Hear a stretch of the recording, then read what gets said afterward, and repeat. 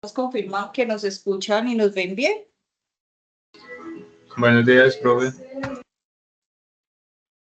Bueno, muchísimas gracias por acompañarnos el día de hoy. Estamos desde el Centro de Innovación y Productividad de Dos Quebradas.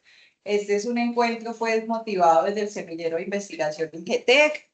La idea es que hoy pues podamos escuchar a una de nuestras docentes de la cadena agroforestal. Ella es Angélica María Osorio, quien es egresada de la UNAT de Ingeniería Agroforestal. Tiene una especialización en medio ambiente e informática de la Universidad de Antioquia y es magíster en manejo y conservación de bosques tropicales y biodiversidad del CATI en Costa Rica. Además, pues es docente investigadora de la CADMA, acá en el sitio de Dos Quebradas, y hace parte como docente semilla del Semillero de Investigación en GETEC. Con la profe tenemos un proyecto de investigación en conectividad estructural y entonces este es un tema que le apasiona mucho a él. Como esto está presentado como un encuentro, ¿cierto? Un proceso de capacitación, más adelante les voy a pasar la asistencia digital y la evaluación del mismo. Les agradezco pues a todos que puedan diligenciar correctamente pues esta asistencia que nos solicitan desde la escuela. Entonces, no siendo más, pues le voy a dar la palabra a Angélica. Muchas gracias. Bueno, muchas gracias pues a Kelly por la invitación, a Alejandra. De ahí fue que surgió esta idea, precisamente de este espacio que tuviéramos dentro del Semillero de Investigación INGETEC. Hoy nos están acompañando pues diversos actores. Vi que están conectados estudiantes míos del programa de Ingeniería Agroforestal y algunos de ellos son del curso de Manejo y Aprovechamiento de Fauna Silvestre y están pues mis compañeros, mis fans, mentira, mis compañeros de aquí de la cadena, algunos estudiantes como Tomás, muchas gracias por venir hasta acá, que hacen parte del Semillero de Investigación, también del programa ambiental que nos están acompañando. Bueno, este es un tema pues que a mí me gusta mucho y lo que les voy a presentar es un estudio de caso de conectividad de hábitat que fueron los resultados de mi trabajo de investigación de maestría que se hizo en el CATIE y se desarrolló acá en Finlandia, Quindío. Y este es un estudio de caso que es de la cuenca media del cañón del río Barbas. Señora, les doy la espalda. Pero también tengo otra cámara acá. Sí, mira como te estás viendo allá. Bueno, tengo dos cámaras. Bueno, me voy a estar girando acá mejor. Les pido excusas si en algún momento les doy la espalda. Bueno, entonces, para hablar de conectividad estructural y conectividad de hábitat, lo primero que hay que hablar es de fragmentación. Entonces, yo les voy a pedir tanto a las personas que están en Teams como a los que están acá de manera presencial, pues que sean participativos, que levanten la mano, estamos en confianza y hagamos... Ahí, yo creo que ahí, listo. Bueno, entonces que sean muy participativos y me cuenten, por ejemplo, que empecemos con esta pregunta. Para ustedes, ¿qué es fragmentación de hábitat? ¿O qué se les ocurre cuando piensan en la palabra fragmentación? ¿Qué será eso? Sin ver en la pantalla, Manuel. Sin ver la copia. ¿Qué será fragmentación de hábitat? ¿Qué se les ocurre? O no hablemos de fragmentación de hábitat, simplemente la palabra fragmentación, ¿a qué hace alusión? Que está partido, que están diferentes partes, ¿cierto? Y si hablamos de fragmentación de hábitat, ¿hay alguien que levantó la manito? Bien, abren el micrófono y nos pueden decir desde Teams la persona que levantó la manito que no la veo acá. Hola, profe. Buenos días. Hola, ¿qué tal? ¿Cómo está? Bien, todo muy bien. Cuéntanos. Pues en la parte de fragmentación es reducción del hábitat que ha sido por la fragmentación ha sido antrópica por acción humana, ya sea por infraestructura humana principalmente. Listo, ahí dice algo muy importante, ¿cierto? La fragmentación siempre está asociada con factores antrópicos, que pueden ser diferentes actividades las que los ocasionan. ¿Como cuáles, por ejemplo? ¿Qué se les ocurre que pueda hacer esa fragmentación con esos factores antrópicos? La construcción de vías. Construcción de vías puede ser uno cultivos, plantaciones forestales, industrias, todo eso contribuye a que esa fragmentación cada vez sea mayor. Bueno, ¿cuál es una de las características que tiene cuando se presenta una fragmentación en el paisaje? Y es que se presenta una reducción de la cantidad de hábitat, o sea, el hábitat que estaba disponible cada vez se hace más pequeño, se incrementa el número de parches, o sea, queda dividido y queda más fraccionado en numerosos parches, hay una disminución en el tamaño de esos parches y los unos de los otros cada vez están más separados. Yo aquí les traje una imagen, voy a prender acá mi puntero.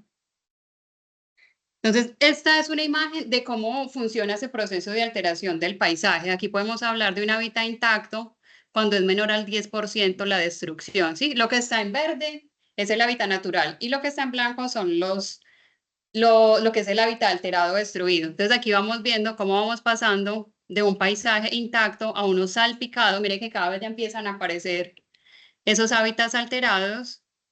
En el segundo ya se habla de que es un hábitat fragmentado entre el 40 y 60% del hábitat destruido y ya estos parches son más pequeños, están más separados, pueden ser más numerosos. Y por último tenemos un paisaje relictual, donde ya quedan son pequeños parchecitos con diferentes formas y tamaños distribuidos dentro de toda la matriz antrópica. Listo, y así es como funciona esta situación de fragmentación donde tenemos una disminución de la conectividad y aumenta el efecto de borde. ¿Alguien sabe qué es el efecto de borde en bosques? No.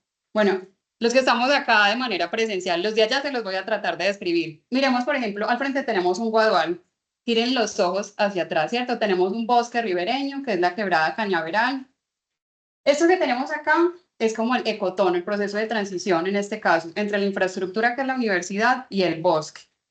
Y este es el efecto de borde, o sea, a ese están expuestos todas las especies que están en esas márgenes. Entonces, hay algunas especies, como dicen los biólogos, depende de la especie, que les puede favorecer el efecto de borde. ¿Por qué? Porque les puede entrar luz, porque pueden llegar, por ejemplo, polinizadores, hay aves que pueden llevar semillas de un lugar a otro, pero hay especies que requieren otras condiciones que son más especializadas que ese efecto de borde les va a afectar. Entonces, entre más parchecitos de bosque van a ser más susceptibles al efecto de borde, porque están más entremezclados con otros usos del suelo. Llámese potrero, llámese cultivo, llámese vías, ¿sí?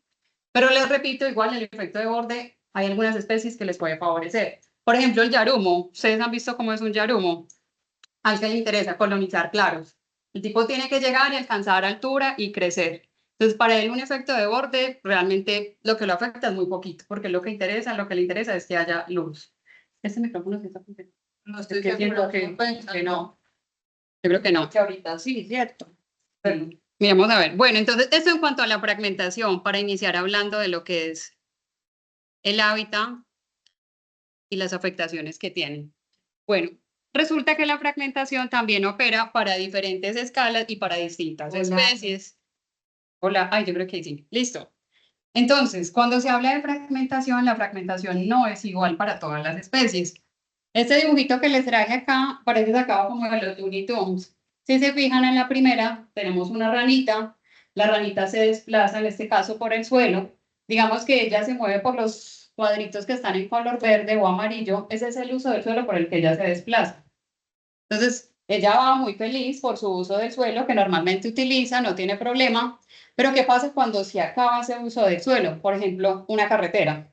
¿Cierto? ¿Qué creen ustedes que les pasa a la rana, por ejemplo? Se ven expuesta a una colisión, a una muerte, a de pronto a ser visto por depredadores.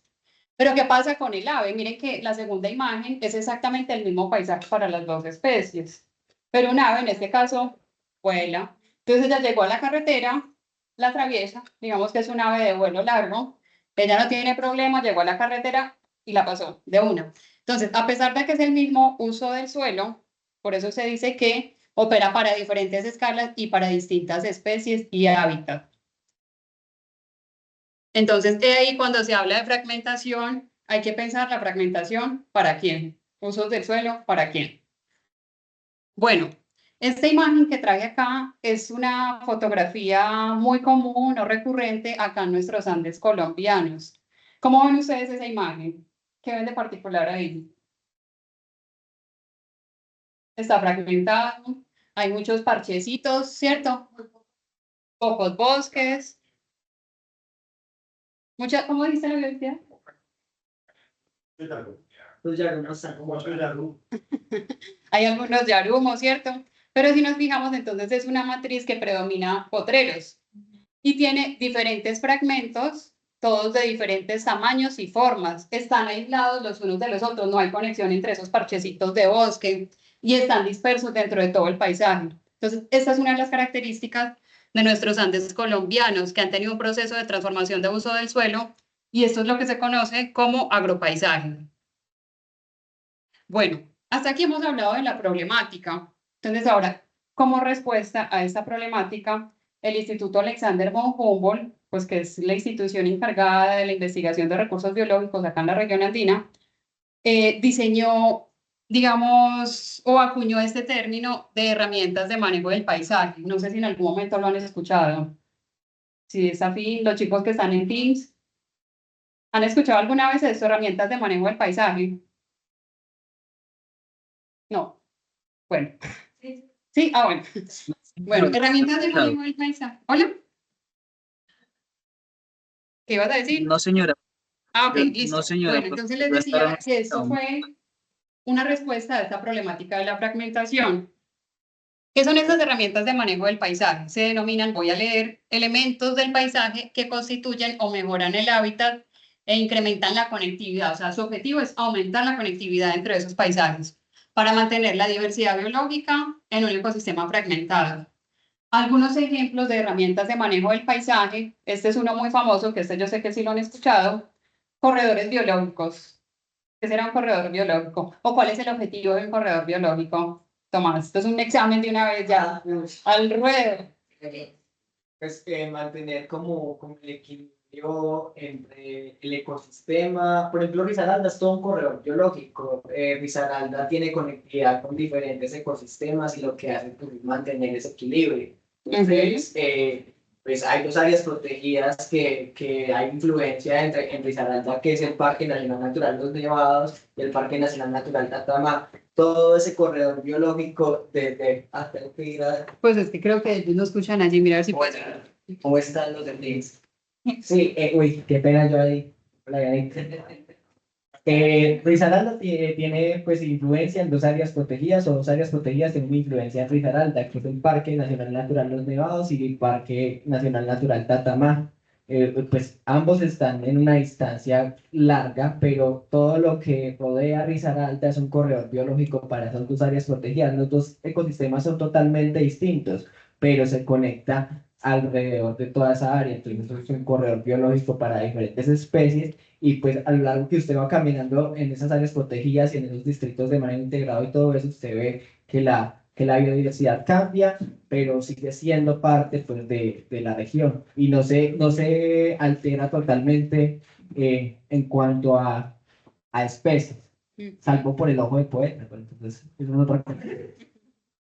Bueno, entonces, el objetivo de un corredor biológico, como bien lo decía Tomás, es conectar varios nodos focales, ¿cierto? Yo lo que quiero generar es una conexión entre esos diferentes parches para que las especies, pues, uno, se puedan mover, tengan sitios de percha, tengan alimentación, puedan desarrollar todos sus nichos ecológicos. Ese es el objetivo principal de cuando se crea un corredor biológico. Bueno, y un mini corredor cumple exactamente la misma función que un corredor, pero como su nombre lo dice, es chiquito, es mini. Entonces, en muchos predios, ¿cierto? Si uno quisiera que el mundo fuera el ideal, que todo fuera un corredor biológico y todo fuera un bosque, ¿cierto? Pero sabemos que es algo utópico, entonces ahí es donde entran muchos procesos de concertación en las fincas. Y cuando no hay tanta área disponible para hacer un corredor biológico, se negocia, se puede llegar a un proceso de concertación y lo que se hace es un mini corredor. Un mini corredor, como les mencioné, es igual, cumple la misma función que un corredor, pero más o menos de ancho tiene por ahí 3 metros. 3 metros de ancho y de largo lo que se pueda negociar, ¿cierto? Tratando de conectar esos dos nodos focales que nos interesan.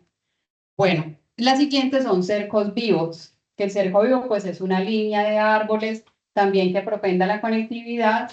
En muchos casos puede ser multiestrato, pensando pues en diferentes especies, que también sirva de punto de alimentación y que también sirva pues para delimitar, sea cultivo, sea predio, sea vías, perdón, pero pues que sirva también como un corredor de paso.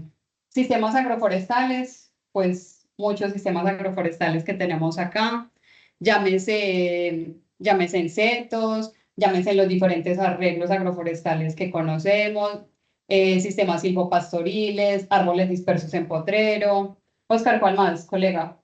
De sistemas agroforestales. ¿Tú quieres? Ah, qué más ropa. Aquí es de examen para todo. Bancos de forraje, bancos de energético, ¿cierto? Todos estos ejemplos que existen de sistemas agroforestales. Bueno, y este me adelanté y lo mencioné antes. Parches dendroenergéticos en muchas fincas en Colombia, incluso todavía en la región andina, aunque no lo pensemos, cocinan con leña. Entonces, un parche dendroenergético es un lugar que se ha destinado únicamente para la extracción de leña, y con esto que estoy haciendo le estoy restando presiones al bosque. Entonces, es un sitio que ha sido destinado únicamente para este fin. Bueno, entonces, ahora sí entremos en materia. Este es el estudio de caso del establecimiento de las herramientas de manejo del paisaje que se desarrolló en la cuenca media del cañón del río Barbas, en mi hermoso municipio de Finlandia, Quindío. Bueno, ¿dónde está ubicada esta zona de estudio? Entonces nos encontramos en la cordillera central. Particularmente, seleccionaron una ventana de 2.500 hectáreas. Hola. Entre los departamentos de Quindío y Risaralda. El río Barbas, de pronto aquí hay personas que no son de esta región, como mis estudiantes de fauna que están en todo el país. El río Barbas es la divisoria natural entre los dos departamentos, Quindío y Risaralda. Mírense por acá, que les hice un zoom. Entonces, esta ventana seleccionó los dos. Entonces, tenemos para el Quindío el municipio de Finlandia y para Risaralda, Pereira. Todo esto es Pereira. Hago esa acotación porque me he encontrado gente que es pereirana, que piensa que Pereira es únicamente la ciudad, pero desconocen toda la región rural, toda la zona rural que tiene Pereira. Pereira limita con Finlandia, ¿cierto? Porque están todas las veredas, todos los corregimientos. Entonces, esta ventana agrupa los dos departamentos. La zona rural es muy grande, así es. Aunque la gente piensa que es únicamente las casas y que eso es Pereira nada más. Bueno, las circunvalares. Entonces, dentro de esa ventana, de las 2.500 hectáreas, se eligieron 14 predios, que son los que están resaltados acá en azulito claro. Ahorita les voy a contar qué fue lo que se hizo en esos 14 predios. Bueno, ¿por qué se seleccionó este territorio, cierto? Porque ahí en otro lado. Bueno, lo primero fue que en el año 2003 el Instituto Humboldt realizó un estudio de evaluación de la biodiversidad, particularmente para plantas y para aves, y se dio cuenta que es una zona con una alta biodiversidad, a pesar de que está muy intervenida, a pesar de que es una zona agrícola, pecuaria. En esa época todavía el pueblo no era turístico como sí lo es ahora, pero a pesar de que tenía todos esos factores antrópicos, había una alta biodiversidad donde había que poner los ojos para conservar. Entonces, era el primer punto.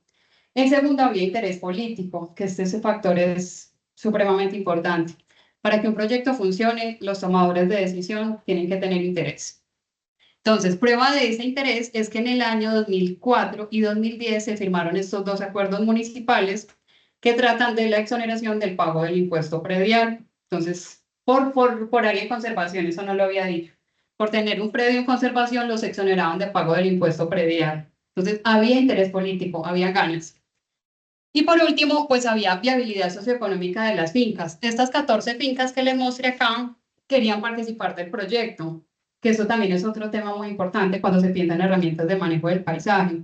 Esto no puede ser impositivo, o sea, yo no puedo llegar a la brava a negociar con la gente, tiene que ser un proceso de concertación, que la gente quiera participar, que esté dispuesta a ceder parte de su suelo, de su área, para hacer un corredor biológico, para hacer un mini corredor, ¿cierto? Pero a cambio de eso, ¿qué les ofrecieron? Perdón, ¿en qué año fue eso? Eso fue en el 2000, antes del 2005, porque se establecieron en el 2005. Entonces, previo a eso, tuvo que pasar todas estas etapas. Pero fue transitorio. O sea, Sí. desde el 2005 se empezó En el 2003 se hizo el estudio de caracterización, donde se dieron cuenta que había una alta biodiversidad. Luego había interés político de querer participar. Y después ya llegó todo el proceso de concertación con las personas de las fincas. ¿Sí? Entonces, creo que esa es como la parte que más puede costar. Kelly, por ejemplo, que trabaja con esta parte social, de llegar a hacer un trabajo concertado con la gente, que no sea algo impuesto y que el trabajo perdure en el tiempo, que es donde fracasan muchos proyectos. Se va a la institución, y el proyecto, en la mayoría de los casos, fracasa. Entonces, bueno, se hizo todo este proceso de concertación, la gente accedió a que se establecieran las herramientas de manejo del paisaje, y a cambio de eso ellos les pusieron, por ejemplo, cercos vivos, les cambiaron la postería, pusieron bebederos para el ganado, ¿cierto? Fue como Una compensación. un tejemaneje. Entonces, si sumamos estas tres características, estos tres factores, llegamos al establecimiento de las herramientas de manejo del paisaje. Bueno, ¿y qué se implementó? ¿Qué fue lo que se hizo allá? Lo primero, digamos, el proyecto bandera, cúspide, y que hasta el día de hoy existe, y si ustedes llegan a ir a Finlandia, van a ver los letreros ahí en la carretera. Son los 4 corredores biológicos, los monos, los monos, laureles, pavas y colibríes, que son los 4 que están acá resaltados en estos colores. ¿Qué querían estos corredores biológicos? ¿Cuál era el objetivo? Conectar estos 2 nodos, el cañón del río Barbas en la parte norte y en la parte sur, Bremen en la popa, ¿cierto? Entonces, fíjense que todo le apuntaba a que se conectara. El verde oscuro son las coberturas boscosas más grandes, los parches más grandes. Y como el verde biche, son los bosques ribereños, que son esos que tienen esas formas irregulares. Bueno, ¿qué más se estableció allá, aparte de los 4 corredores? Señor. Es que para que escuchen allá en el... Una pregunta.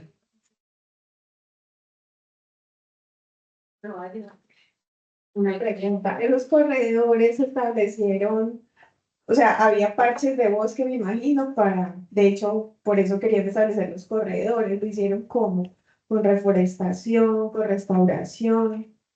Sí, se hizo con una reforestación activa y es la siguiente imagen que viene, porque se hizo precisamente con las personas de la comunidad, entonces con las escuelas, con la alcaldía, con la policía, con las fuerzas vivas del municipio. Entonces digamos que ese ha sido uno de los éxitos de por qué hoy a la fecha, tantos años después, ya han pasado 20 años. En el 2005 pasó esto, ya han pasado 20 años y los corredores existen a la fecha. Y tú pasas y escuchas a la gente, a los que somos de allá, que la gente dice, ay, yo ayudé a sembrar ahí, yo estuve ahí, mi hijo en la escuela lo traían ahí a sembrar. O sea, sí se generó un empoderamiento de las personas. Nativos, lo primero que se hizo porque eran potreros. Entonces, El éxito de esos procesos es que sea participativo, sí. o sea, para que la gente de verdad se sienta involucrada y se sienta Genera sentido de pertenencia. Exacto. ¿Y fue continuo? ¿Por cuánto tiempo se...? 2005 y 2006 se hizo el establecimiento. Entonces, si se fijan ahí en la imagen, lo que habían era potreros. Esto más clarito, el verdecito clarito, son plantaciones forestales.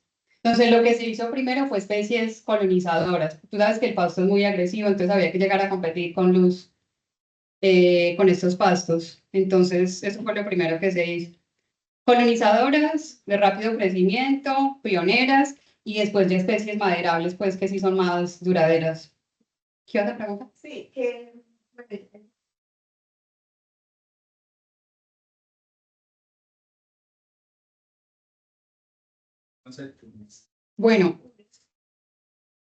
Bueno, ¿cómo se hizo? ¿Cómo sabían dónde sembrar? A partir de estas imágenes satelitales, aquí pudieron identificar cuáles eran las rutas más cortas para poder conectar, ¿sí? Pero no todo es color de rosa.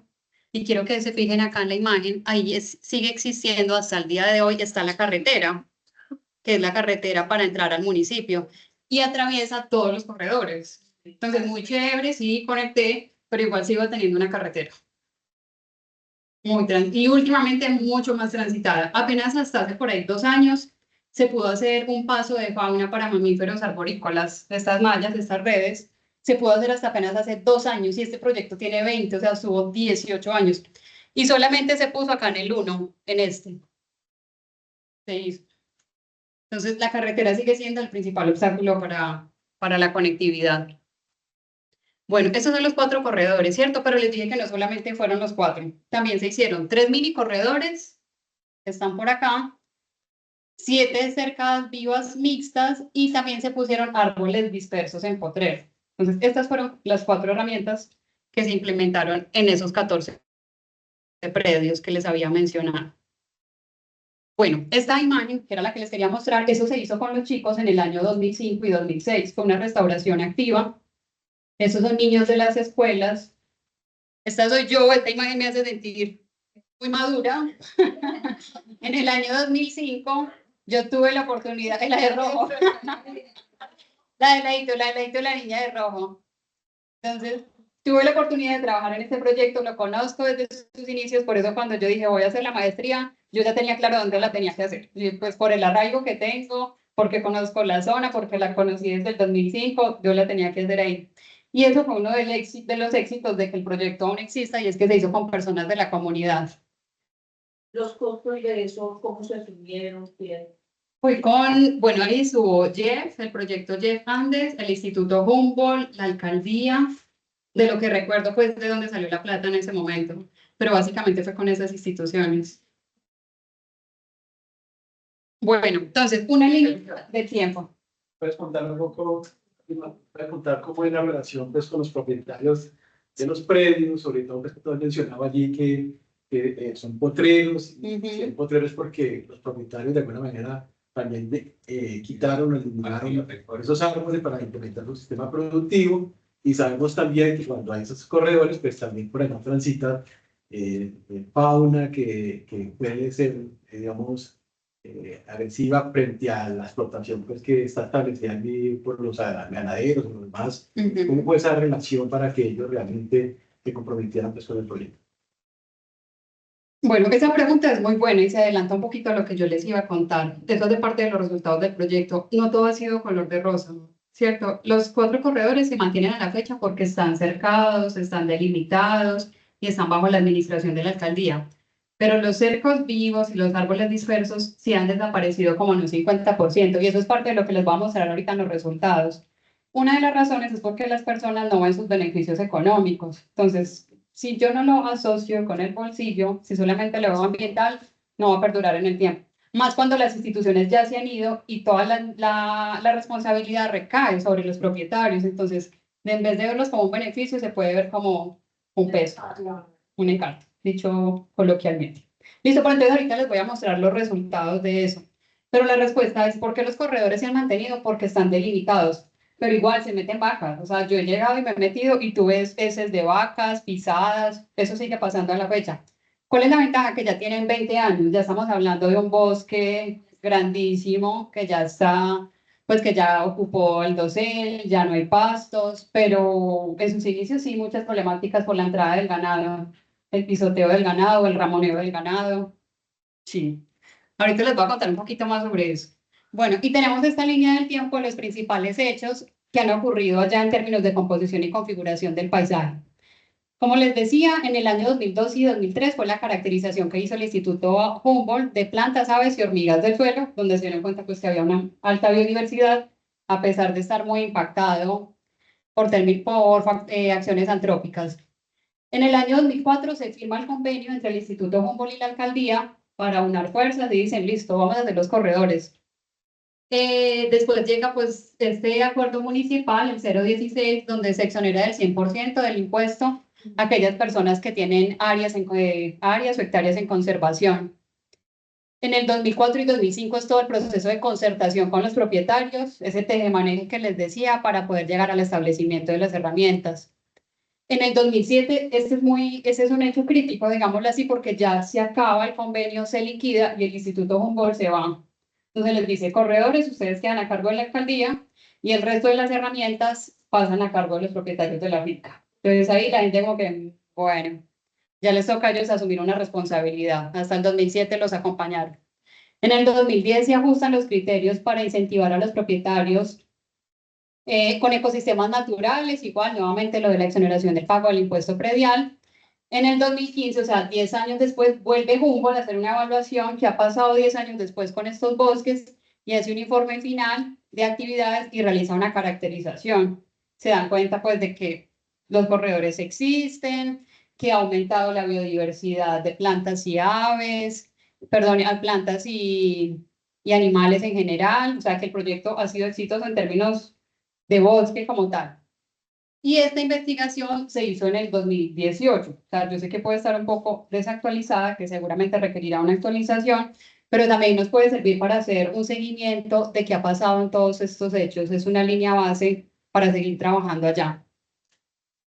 Bueno, y entonces ya dentro de la investigación nos propusimos como un objetivo general evaluar la conectividad. Queremos saber qué tan conectados están esos dos nodos, Barbas y Bremen, que hacen parte de la cuenca del cañón del río Barbas. Y nos propusimos 3 objetivos específicos. Uno, pues identificar el estado actual de las herramientas del paisaje, saber si existen o no existen, que están asociados con la pregunta que me hacía el profe Pacho. ¿Qué ha pasado con esas herramientas? ¿Están, no están? ¿Las han conservado? ¿En qué porcentaje se han disminuido? El segundo objetivo fue modelar y evaluar la conectividad entre esos parches de hábitat, si realmente hay una conectividad, y para ello seleccionamos 2 especies. Entonces, una que vuelan y otra que tiene hábitos terrestres. Una es la pava caucana, la Penélope perspicaz, que es muy conocida en estos bosques, una crásside, y la guagua loba, que no sé si ahorita si la conocen, si no yo les muestro una fotico de la guagua loba, Sinomys bragnicis. Entonces, pero lo hicimos antes de que se instauraran los corredores y después de los corredores para saber qué tan eficientes han sido. Yo no sé si tienen alguna pregunta por acá en el Teams. ¿No? Que hay micrófono abierto que nos quieran.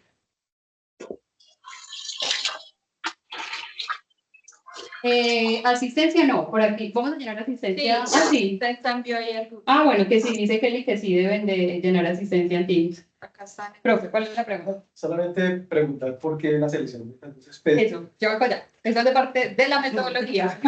Yo voy a decir por qué seleccionamos esas 2 especies, ¿cierto? Pero entonces, para que no les perdamos de vista, una es un ave, la otra es un roedor, una puede volar, la otra tiene hábitos terrestres. Ya les voy a decir por qué las seleccionamos a esas 2. Y la tercera, identificar áreas prioritarias en el paisaje para la conservación. ¿Cuáles son esas otras posibles áreas que debemos fijar la atención para hacer otras herramientas de conectividad? Bueno, la metodología. ¿Qué metodología se implementó? La primera fue identificar el estado actual de las herramientas. ¿Cuáles están, si no están, si permanecen? ¿Por qué? Tratar de hacer predicciones de por qué no han permanecido esas herramientas de manejo, que son los corredores, mini corredores, cercas vivas y árboles dispersos. ¿Cuál es la percepción que tiene la gente, cierto? Si realmente eso es un encarte o si realmente sí brindan algún servicio para ellos. Eso se identificó también mediante unas encuestas. La segunda fue una digitalización y clasificación de las imágenes satelitales. Como les decía, año 2003, porque los corredores fueron en el 2005, entonces había que tener una imagen antes de los corredores y otra después de los corredores, que fue el año 2014. ¿Por qué esos años particularmente? Y bueno, se resumen en por qué a veces conseguir imágenes satelitales no está tan fácil. Esa imagen de 2003 me la pasó el Instituto Humboldt después de mucho solicitarla. Y 2014 porque era la imagen que estaba disponible en Google, ¿cierto? Yo quisiera tener una imagen de ahorita, pero a veces cuesta conseguir esas imágenes satelitales. Bueno, y análisis, la C, análisis de cambios de uso del suelo y composición y configuración del paisaje. Ahí se utilizó un software que se llama Fractex, que es para medir métricas del paisaje. Ahorita les voy a hablar de eso. Y la D, se utilizó otro software, que se llama Circuitscape, que es el D, y lo que mide es fricción o conectividad dentro del paisaje. Y para eso se utilizaron unas entrevistas a productores, a artesanos, a tomadores a tomadores de decisiones, y se hizo una revisión de literatura. ¿Vamos bien hasta ahí, chicos? ¿Me escuchan bien en Teams? ¿Vamos bien? ¿Me escuchan bien? ¿Ven bien? Sí, sí, señora. Bueno, listo. Vamos a tomar tintico por acá. Muchas gracias. Hay 31 participantes. Muy bien, 31 participantes en Teams. Eso es una muy buena asistencia. Bueno, entonces, esta fue la metodología que empleamos. La voy a desglosar un poco.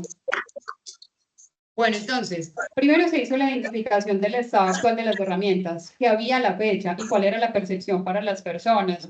Para eso se utilizó un protocolo de observación y evaluación de las herramientas y se implementaron diferentes entrevistas, como les decía, para los tomadores de decisiones, para los productores o campesinos, para los artesanos, y aquí hago énfasis en los artesanos, porque Finlandia ha sido un municipio con vocación artesanal. Allá se hace extracción del bejuco, de los bosques. Entonces, los artesanos conocen estos bosques desde hace muchísimo tiempo. Hay un micrófono abierto. No, hay un micrófono acá abierto.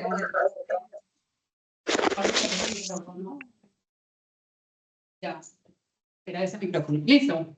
Bueno, entonces esto en cuanto a la identificación del estado actual de las herramientas y qué percepción tenía la gente. La segunda fue la digitalización y clasificación de las imágenes satelitales para estos 2 años, antes y posteriores a los corredores. Entonces, esta es una imagen pancromática, esta fue la que yo les dije que me compartió el Instituto Humboldt para el año 2003. ¿Qué se hizo en esa imagen? Se hizo una digitalización y clasificación de los usos del sol y coberturas de la tierra. Mírenlo acá, ¿cómo la clasificamos? En verde oscuro tenemos nuestros 2 nodos focales que nos interesan. Barbas en el norte, Barbas en el norte y Bremen en el sur. Los bosques ribereños, todos estos parchecitos que están asociados a cuerpos de agua, plantaciones forestales, esta zona a la fecha todavía tiene plantaciones forestales, cultivos en color amarillo, muy pequeñitos, por acá no sé si alcanzan a ver mi puntero, viviendas en color gris y la carretera. ¿Listo? Entonces quiero que hagan el proceso de transformación del paisaje del año 2003 al 2014. Y esta fue la imagen que se sacó de Google Earth, que se hizo el proceso de digitalización, y es una imagen satelital Landsat Copernicus. Y mírenlo acá, el proceso de transformación. Les pregunto a simple vista qué cambios más notorios ven ustedes. Aumentó el área de cultivos, aquí hay algo importante, y es que llegó la fiebre del aguacate, ¿cierto? Eso se ha disparado, esto es un boom, para nadie es un secreto. Pero disminuyeron las plantaciones forestales, ¿cierto? Aquí ya hay unos cambios de uso del suelo. Y la carretera, fíjense ahí, ¿qué pasó con esa carretera? La carretera es la grisecita que va atravesando. Resulta que ahí fue cuando hicieron la autopista del café. Claro. Ajá. Entonces ya llegó la autopista del café, la voy a señalar acá. Esta es la autopista. Mírenla acá. Esta es la autopista. Y también para el año 2014 ya habían más parcelaciones, ya habían aumentado el número de viviendas, que son las que están en color gris. Pero para fortuna de nosotros también vemos que las masas boscosas han aumentado, ¿cierto? Que son estas que están representadas en color verde oscuro. Plantaciones forestales disminuyeron.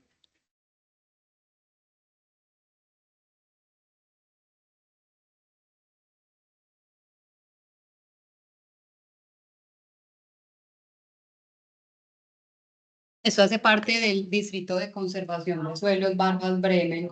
Sí. Antes era un distrito de manejo integrado. Cuando se establecieron era un distrito de manejo integrado. Y la categoría, yo no voy a entrar en discusiones con nadie acá, pero claro, cuando se hizo digamos que Colombia hizo como un sistema de reajuste de áreas protegidas, le bajaron la categoría de protección. Porque son ambos, perdón, son ambos al mismo tiempo. O sea, eso es muy raro. Yo en estos días Da para el micrófono a todos. Hola. Es muy extraño porque la discusión pasa lo que pasa con la profe. Para Pereira es distrito de manejo integrado, perdón, para Pereira es distrito de conservación de suelos y para Quindío, Pilancia es distrito de manejo integrado. Entonces, ¿en qué momento cambia y en qué parte el manejo cambia sabiendo que se está hablando de una misma área protegida? Ya a mí cuando me dijeron eso, porque en estos días tuve también un conversatorio sobre la problemática que hay de pérdida de albahatas y vículos, que es el monollado, yo quedé como que, ajá, entonces, ¿por qué el manejo está siendo distinto sabiendo que el área protegida es la misma? Y es muy raro, pero no vamos a entrar en eso. Los humanos y sus complejidades, porque si el área es la misma. Hay una pregunta acá de Alejandro. Vea. Es que no sé si Que larga ese cable que está aquí enredado. los vecinos se toman. Es que teniendo en cuenta esa área de conservación, ¿cierto? Uno ve ahí los cultivos de aguacate en general, que están ahí con la granja. Pero eso no está bordeando el área de, no sé si es amortiguación de esos parques. Está muy cerca en la zona. Sí. Sí, ¿cierto? Sí, los O sea, cultivos están en está en el área de sí. amortiguación, Sí. porque es que ahí pues eso cada vez Y no sé cómo rodeamos se maneje eso ahí con esa Sí, Entonces, también depende de las fichas que, o sea, como de las limitantes que le pusieron a la normativa de del distrito de conservación, ¿cierto? Porque admite ciertas actividades agropecuarias bajo ciertas condiciones, que si bien pues se pueden establecer los cultivos, pues hay que manejarlos de una forma diferente. ¿Qué No. manera diferente? Sí, pero Con prácticas agronómicas más amigables con el ambiente. Pero más permisivo para los digamos, perdón, en el manejo de lo que tú ves inicialmente, que eran potreros, Sí. pasar de un potrero a un sistema como un árbol que es el aguacate, pues es mucho más benévolo para la naturaleza los árboles, ¿cierto? Sí. Entonces, esa es una forma. Lo que sí es que, como pues, por ser un cultivo, la especie de los aguacates, ¿cierto? Las laborancias que son nuestras, son nativas nuestras, entonces lo que sí es que ya están destinadas a una producción pues, de exportación y por un manejo de especiales puede causar un efecto pues, muy negativo, pero todo está en el manejo que se le haga al cultivo. Pero sí podríamos decir que hay un efecto menos dañino.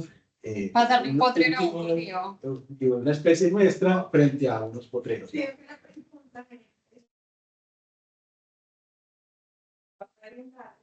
nosotros sabemos que el cultivo de aguacate se está acabando, ¿cierto? Con los bosques. Hay un montón de áreas que están siendo colonizadas pues entradas hojas. Y lo que nosotros sabemos es que eso está acabando con los usuarios por la cantidad de agua que utilizan. Entonces, ya desde tu punto, o sea, uno como biólogo de aguacate, te da tristeza como biólogo, te lo digo. Pero ya como agrónomo, por favor, que Claro, mejor es que no esté cubierto, ¿cierto? Bueno, le puedo decir cosas que van muy en contrario de tu pensamiento, ¿cierto? Porque de alguna manera pues, se trata de un cultivo, se trata de una explotación que tiene fines económicos, ¿cierto? Porque pues, toda la agricultura se hace con el efecto de tener unos réditos, ¿cierto? Y esa agricultura pues, genera otras situaciones, pero al final pues nosotros pues, también los agricultores, las comunidades, pues a través de los cultivos pues, pretenden generar desarrollo y ese desarrollo pues puede ser muy dañino frente a la naturaleza, pero también puede ser que genere cosas muy benéficas para las comunidades y para el entorno, como ha sucedido pues, con el café, ¿cierto?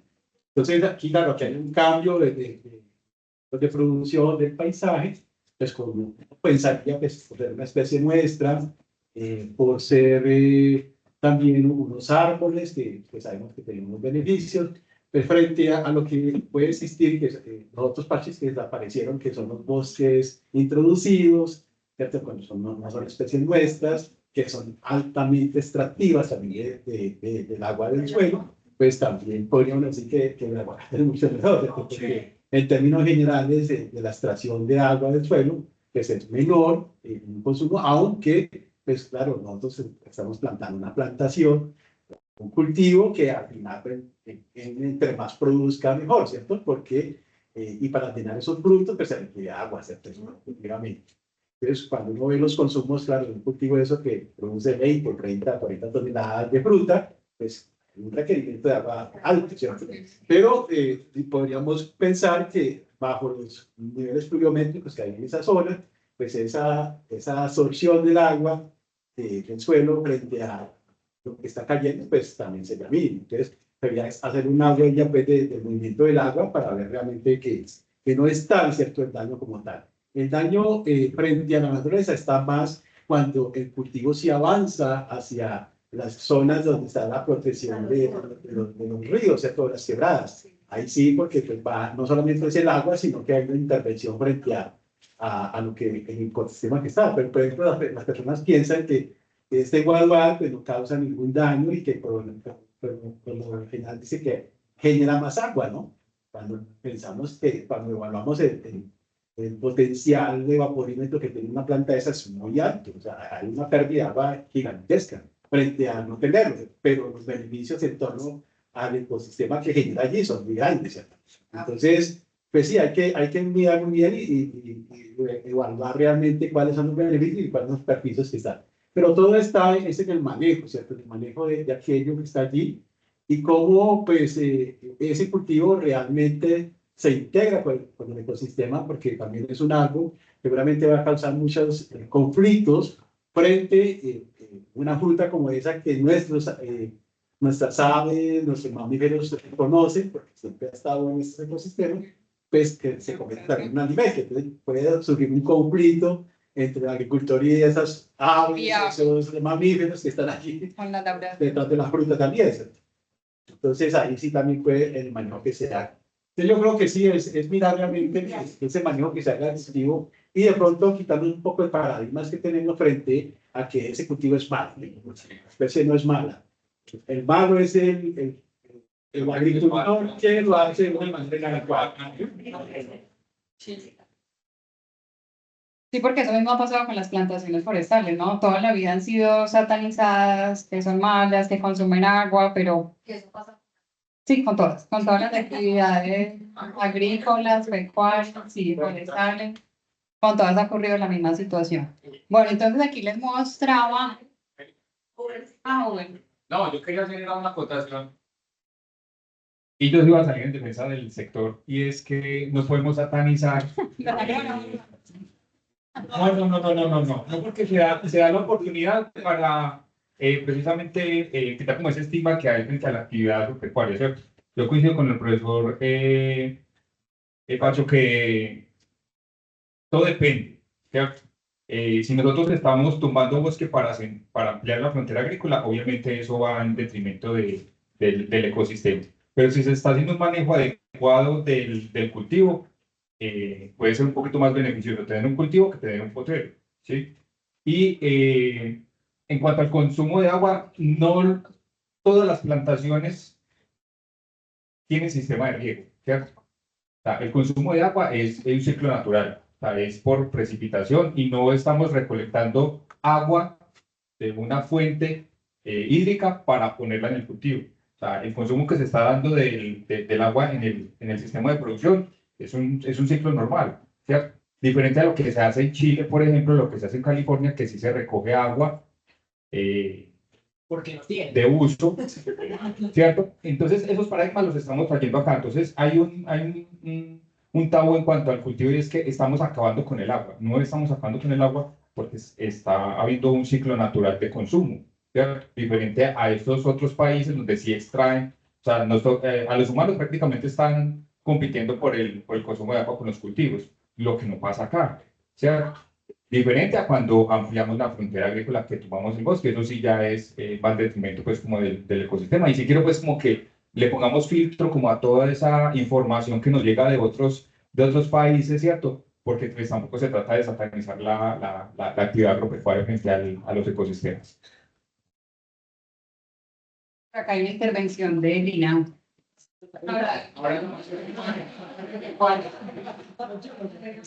Esta charla está muy interesante porque está muy interdisciplinada. Esta charla está muy interdisciplinar y eso es lo interesante de las carreras agropecuarias. Unos piensan que no porque es un tema agroforestal, entonces no tenemos nada que ver, ¿cierto? Antes, por el contrario, se nos da la oportunidad de seguir aprendiendo e identificar desde mi rol cómo puedo desintegrarme a estos procesos. Lo que estaban hablando el profe Uber, que a veces puede ser más beneficioso tener cultivos a tener un potrero, ¿cierto? Dependiendo. La palabra me está de depende de, ¿sí? Porque nosotros en el eje cafetero hemos sido como proyecto bandera de incorporar esos sistemas silvopastoriles a los procesos de la ganadería. ¿Por qué? Por múltiples beneficios. Y ahorita los ganaderos están siendo muy conscientes de que antes tenemos que aprovechar estos sistemas boscosos, integrarlos a los potreros. Si tú vas en la carretera hacia el Quindío, son más los potreros que tú ves con árboles dispersos que completamente solos, ¿cierto? Entonces ahorita los productores, y resalto mucho el eje cafetero, tienen más conciencia acerca del tema porque está ayudando al tema de biodiversidad, aparte de que eso trae, como decía Angélica ahorita, cuando tocamos el bolsillo, ayudamos a generar conciencia. Entonces trae unos beneficios económicos para los productores y pues aparte de todo eso están mejorando su rentabilidad porque el ciclo del carbono mejora, que entonces los nutrientes en los pastos mejoran y por ende la calidad de la leche es diferente. ¿Sí? Entonces eso es un gana-gana. en el eje cafetero, yo creo que vamos por buen camino y ha sido modelo a mostrar a nivel nacional en procesos de sistemas silvopastorales. El acompañamiento social, o sea, como esa asistencia técnica, ese acompañamiento que se le hace a los productores, ¿cierto? Eso también es fundamental. Como todos los procesos de extensión agropecuaria que se hacen de una forma adecuada, también es fundamental en esos procesos de entender qué es lo más beneficioso como para el ecosistema y cómo se están manejando esos sistemas de producción, ¿cierto? No, yo quisiera solamente para cerrar allí, que no se trata pues de cuál es realmente lo que, o cómo debería funcionar, o cuáles son las demandas que cada región tiene o cada productor tiene frente al uso del suelo, ¿cierto? Entonces nosotros, pues en Latinoamérica y en Colombia, pues siempre he implementado el conflicto del uso del suelo y tenemos una clasificación del uso del suelo, pues que asumimos fue la clasificación norteamericana, de la USDA, ¿cierto?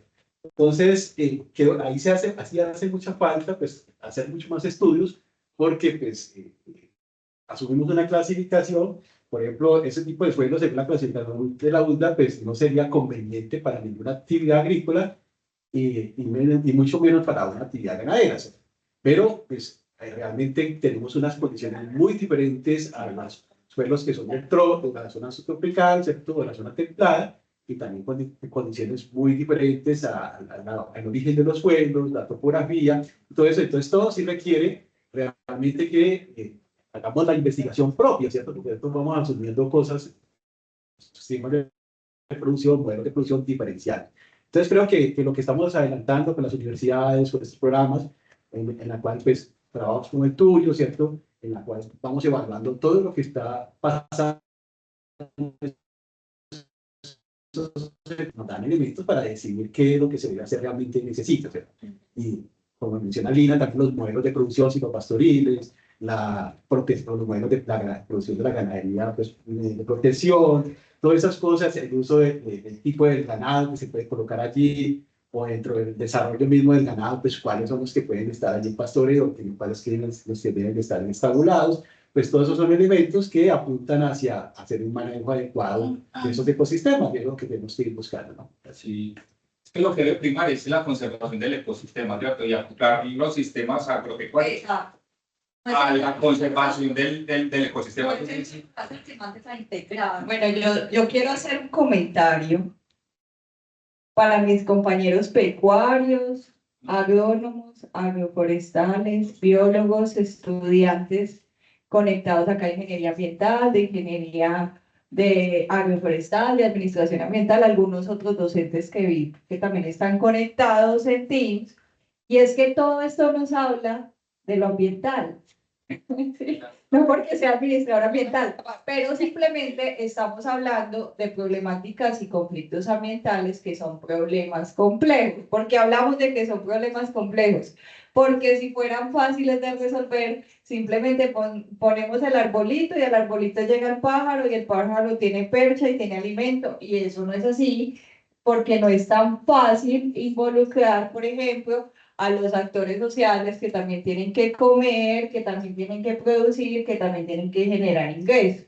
Entonces, por eso es que proyectos como estos son de largo alcance, ¿cierto? Porque confluyen multiplicidad de actores sociales, públicos como las instituciones o privados como Smurfy Kappa, que es el productor de pulpa de café que está en la zona, ¿cierto? Que es un ente papel que es privado y por ende pues toca poner como a todo el mundo de acuerdo y son proyectos que requieren unos esfuerzos muy grandes a muy largo tiempo, porque te digo, son problemáticas ambientales. Entonces, básicamente, pues yo quisiera resaltar de lo que está presentando Angélica, es que eso nos está demostrando que solucionar nuestras problemáticas ambientales no son tan fáciles, ¿cierto? Y que se requiere mucho trabajo, mucho involucramiento, mucha educación ambiental y que por ende, pues toca seguir buscando estrategias de manejo para la sostenibilidad, porque pues nosotros dependemos también de estos ecosistemas. Esta es una zona también que tiene muchos acueductos comunitarios, ¿cierto? Que dependen de la gestión hídrica del río Barbas y sus afluentes. muchas comunidades rurales se abastecen en esa zona. Entonces, miren que allí confluyen pues todos esos escenarios. Yo creo que sí. Bueno, pero la última intervención, no, pero me encanta que haya debate, que el tema los mueva, los emocione. Eso me gusta. Tomás, bueno, la última para continuar. Sí, es que nos le estamos robando la ponencia en la Qué cagada. Está bien que participe. No, mentira, no. Sino que es que yo creo que me estoy adelantando mucho a la presentación y creo que lo veo desde que la profesora empezó a presentarlo con el inicio de herramientas de manejo del paisaje, que va muy acompañado de todo lo que hemos dicho durante y lo que han dicho todos los tesos. Primero que todo, mis respetos, déjenme tan crack, de verdad. Porque es que no, en serio, es que no es porque estuviera acá y sean mis profesores. Sino que es que se ha visto la evolución y es un cambio constante y obviamente a ese cambio siempre se le van a sumar pues cada una de las adversidades y cada una de las problemáticas que se ven en este cambio en el estudio del mapeo. Entonces yo creo que la investigación que ha hecho la profe con las herramientas del manejo del paisaje, que sabemos que es foránea, pero se implementó acá, ha sido como la congruente para ver cómo se puede comportar en un futuro, porque dice la profe, no sabemos si actualmente haya una investigación de la misma magnitud y qué se enteraría a ver, qué actores deberían actuar, qué cosas deberíamos hacer para que esto siga en pro de todos esos actores que estamos hablando. Entonces creo que muy bacano, no es por el Lambo, no es por el Lambo. Bueno, es que finalmente esto es ecología del paisaje. Ustedes, sin que yo se los dijera, ya llegaron a la definición de que es ecología del paisaje. Uno en ecología del paisaje ya no se mira la especie, el individuo, la parcela, sino que ya lo vemos en una escala grande. Si se fijan, esta es una ventana de 2.500 hectáreas. Entonces, cuando uno tiene un área tan grande, pues obviamente hay muchos factores políticos, sociales, ambientales, entran todos los actores que hacen parte de este territorio. Si le sumamos fauna, flora, usos del suelo, fuentes hídricas, esto es un universo entero. Por eso se llama ecología del paisaje, porque es la planeación para todos los que estamos integrados en esa ventana.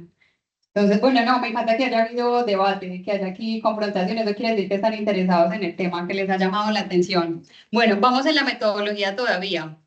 Entonces, adicional, para ese año 2014 se le metieron dos elementos más a ese paisaje, que son cercas vivas y árboles dispersos en potrero. La que estoy mostrando a mano, que es de esta mano izquierda. La que está por acá, voy a hacer un zoom para que puedan apreciar las cercas vivas. Mírenlas acá. Estas rayitas que ustedes ven en colores como moraditos, azules, son las cercas vivas también que hacen parte de la conectividad. Si se fijan, ellas están ayudando a crear puentes de conexión en estos bosques ribereños, ¿cierto?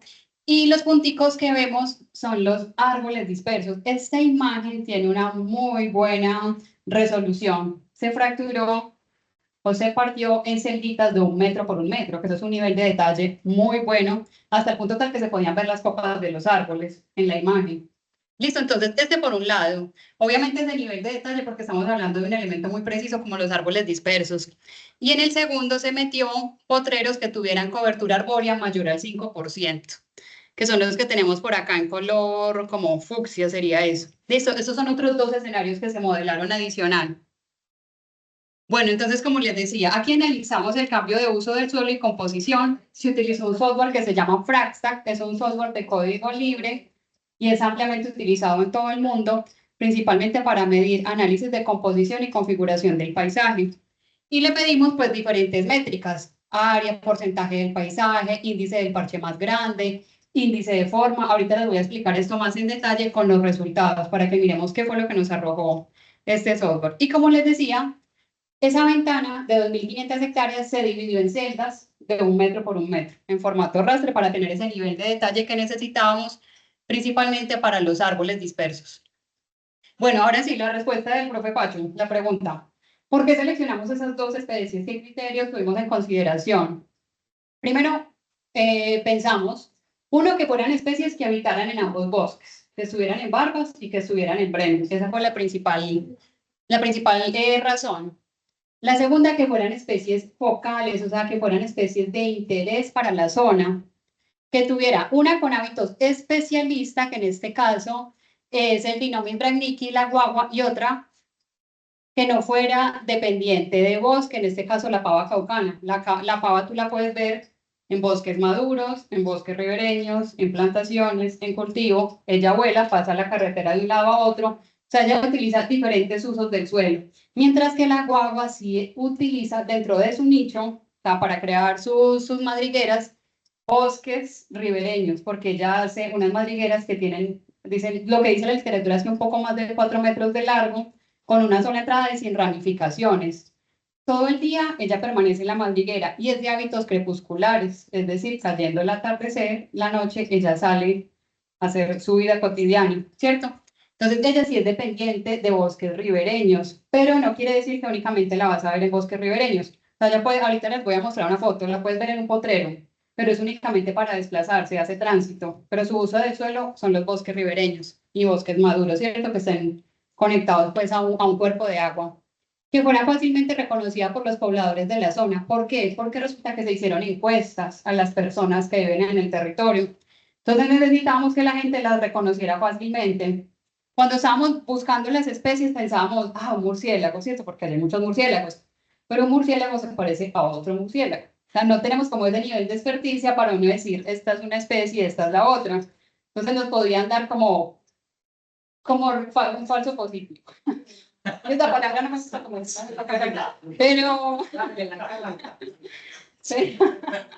pero que nos digan, no, si es de esa especie y me hiciera que fuera otra, ¿cierto?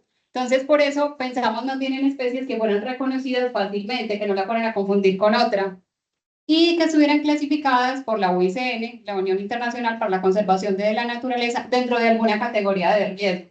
Entonces, esas fueron como las 4 condiciones que debían cumplir y por las cuales se seleccionaron las 2. Y lo que les decía, que utilizan el paisaje de diferentes maneras. Una vuela, la otra se desplaza por el suelo. Bueno, las características ecológicas de estas especies. La pava caucana, Penélope perspicaz, es del orden galliforme, ella es una gallina grandota, yo creo que muchos la han visto. Es grande, gordota, es de vuelo corto, la familia de las crácides. Si les digo que es una gallina, aquí ya están haciendo caras de que se come, sí, y de hecho esa es una de las presiones que más ha tenido por la cacería. Dicen que su carne, no les voy a decir eso, que la carne es que sea muy sabrosa, dice, pero no vamos a ir a incrementar la cacería. No digo eso. Bueno, de mediana peso y tamaño, mediana grande, de 42 a 92 centímetros de longitud, estamos hablando casi 1 metro, no es tan chiquita, es grande, por eso es de vuelo corto también. Habita bordes de bosque maduros, secundarios, incluso se han visto en plantaciones forestales. Ella es un ave endémica de Colombia, solamente la tenemos acá en Colombia, y la tenemos principalmente en los departamentos de Risaralda, Quindío, Valle del Cauca y Cauca. Está entre los 1000 y los 2000 metros sobre el nivel del mar. Dieta, le gusta mucho hojas, frutos, flores, semillas. Y la vemos dentro de su rango de hogar, fragmentos pequeños, puede tener ella que tengan hasta 1.5 hectáreas. Le gustan los bosques maduros y a menos de 1 kilómetro de bosques de mayor extensión, ¿cierto? Es una especie generalista y de acuerdo a Rengifo está en categoría de conservación en peligro.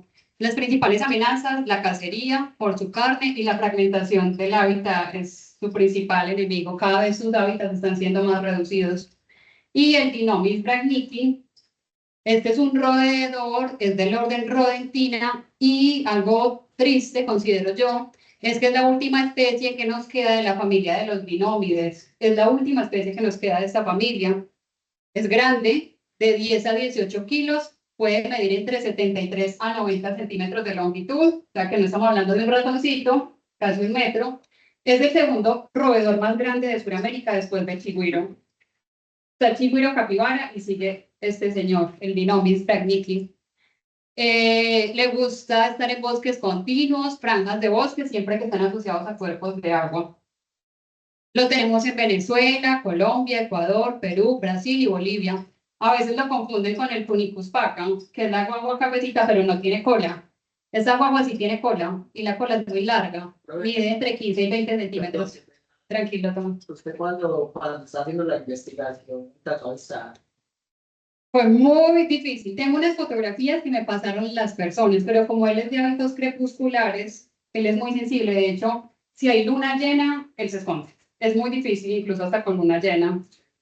Solamente es de hábitos crepusculares, entonces cuesta mucho verlo. Pero si hay registros con cámaras trampa, si hay fotografías, pues que me pasaron algunas personas, pero sí cuesta mucho, él es muy sensible a la luz, imagínate hasta con la luna llena. Rango altitudinal de los 300 a los 2500 metros, le gustan los tallos tiernos, hojas, frutos, semillas. Puede vivir en grupos hasta de 8 individuos, o sea, el macho, la hembra y sus crías. Tiene periodos de gestación hasta de 9 meses y por cada gestación puede tener de 1 a 4 individuos también, lo cual hace que sus poblaciones estén susceptibles a la disminución con esos periodos de gestación tan largos. Y si solamente tiene de 1 a 4 individuos, una barrada. Bueno, de acuerdo a la UICN está en categoría vulnerable, también presiones por cacería, por la carne y nuevamente la fragmentación de hábitat, su principal enemigo. Bueno, ¿qué se hizo para hacer ese análisis de la conectividad? Yo les había dicho que hicimos unas entrevistas a productores, se entrevistaron, recuerdo que fueron como 20 productores, o sea, entre productores, propietarios, campesinos, expertos en el tema, y también tomadores de decisiones. Y se hizo revisión de literatura, que han dicho los autores dónde han encontrado que estas especies están en diferentes usos del suelo. Y ya con estos datos de las entrevistas y con la revisión de literatura se pudo hacer la ponderación de la conductancia del uso del suelo. Para esto se utilizó el software que les había mencionado antes, que se llama CircuitScale. CircuitScale es un software libre, de acceso gratuito, que está basado en la teoría de circuitos y él puede medir fricción o conductancia, así como la electricidad, ¿cierto? Sabemos que en electricidad, por ejemplo, el oro es uno de los mejores conductores de electricidad, mientras que la madera puede ejercer resistencia. Entonces, aquí pasa exactamente lo mismo, se puede evaluar de las dos maneras. En nuestro caso, lo medimos en términos de conductancia. Entonces, le pusimos los diferentes usos del suelo que sabemos que el animalito hacía uso de él, como coberturas boscosas, bosques ribereños, plantaciones forestales, cercos vivos, y le metimos valores a cada uno de esos usos y coberturas para cada especie, para la pava y para la guagua. Para la guagua no se modelaron cercos vivos y árboles dispersos, si se fijan acá, tienen valores de ceros, porque ella no utiliza ninguno de esos dos usos. Aleja.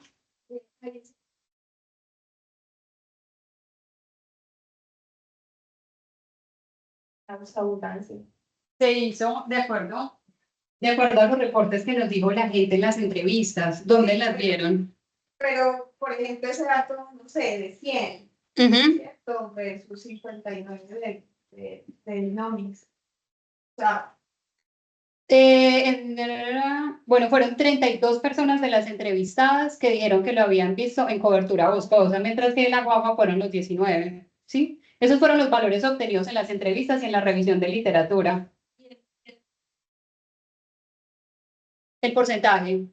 Adelante está el porcentaje y entre paréntesis está el número de frecuencia. O sea, siempre. No, 32. 32 personas que corresponden al 100%. Sí, dijo que los habían visto. Ajá. De los. Ajá. ¿Sí está claro? Listo. Entonces, con estos valores fue que se llegó a la conductancia. Entonces, estos fueron los valores que se le suministraron a CircuitScale para que nos hicieran la modelación. Recuerden que lo que mide es flujo, digamos como flujo de energía, para podernos trazar las mejores rutas por donde se pudieran hacer unos corredores biológicos. Bueno, entonces, estos fueron los escenarios modelados. El año 2003, 2014, para la pava se hicieron cercos vivos y árboles dispersos porque ella sí lo utiliza, mientras que el Dinomis no utiliza estos elementos. Y también potreros con potreros con coberturas arbóreas mayor al 5%. Esos fueron los escenarios que modelamos para las dos especies. Entonces, este es un ejemplito muy sencillo, muy gráfico de cómo funciona el programa. Tú tienes dos nodos a conectar, el A y el B, que en nuestro caso sería barbas breves. Yo lo quiero conectar. Y le digo al programa, oiga, piense evalúe todas las posibles rutas por donde este animalito se puede desplazar, por donde hay mayor conectividad. Entonces él va a decir, miren, acá hay una carretera. No, sería exponer al animal a ser atropellado, una colisión. No. Aquí hay usos agrícolas. Tampoco. Puede ser visto por depredadores. Tampoco. Hay un pueblo. Tampoco. Entonces él evalúa como todas las posibles direcciones de cuál es la mejor dirección. Y resulta para este ejemplo, pues que nos dio la línea de abajo, algo muy sencillo para conectar esos dos nodos. Él hace una evaluación de cuál es la mejor ruta para que se pueda desplazar. Así es como funciona el programa.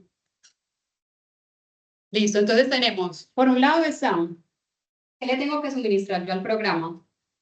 Mi información, la imagen, perdón, en formato raster, que ya les había dicho que fue con un nivel de detalle muy preciso, mis dos nodos a conectar, barbas Bremen, y le meto los valores al uso del suelo, ¿cierto? Por dónde hay más probabilidades de que el animalito se mueva, que era lo que hablábamos ahorita. Y le meto esos valores de ponderación de la conductancia. Y él me arroja unos mapas de flujo de corriente acumulada. Entonces, se los voy a mostrar acá más en detalle. Bueno, los resultados. Hablando aquí un poco de los resultados. Tenemos corredores biológicos, están al 100%, existen a la fecha. Mini corredores también, estos están bajo la administración de la alcaldía, mientras que miren qué pasó con cercos vivos y árboles dispersos de potrero. Desaparecieron cercos vivos, están como en un 40% y los árboles dispersos en un 30%. En las entrevistas que se les hicieron a los finqueros o a los productores, y que se les preguntaba que si ellos qué tipo de beneficio identificaban en esas herramientas, si ellos creen que esto que les representa, los valores más altos fueron para aumento de animales silvestres, belleza escénica, pero si se fijan, todo está asociado con conservación, pero los que hablaban de la parte económica, por ejemplo, madera, muy bajito, ellos no ven eso como algo que les represente productividad. Leña está en menos del 5%. Productos no maderables, nadie lo mencionó. Sombra y forraje para el ganado está como en un 15%. O sea, ¿qué quiere decir esto? Que para ellos realmente estas herramientas en términos económicos no les está representando algo. Entonces, eso puede estar asociado a por qué han desaparecido, lo que hablábamos ahorita. Si no es algo llamativo económicamente, en vez de volverse interesante para la conservación, se puede volver un encargo, dicho popularmente. Bueno, y en cuanto al análisis de los cambios de uso, que era la imagen que generó ahorita la controversia, ustedes ya solitos habían sacado las conclusiones, pues vemos que potreros disminuyeron, las masas boscosas sí se aumentaron, bosques ribereños se mantienen casi que igual en un 20%, cultivos y viviendas han aumentado y plantaciones forestales han disminuido también significativamente. Eso lo tengo en una tabla ya más desglosado, que es esta. Esta es una matriz de cambios de uso y cobertura de la tierra.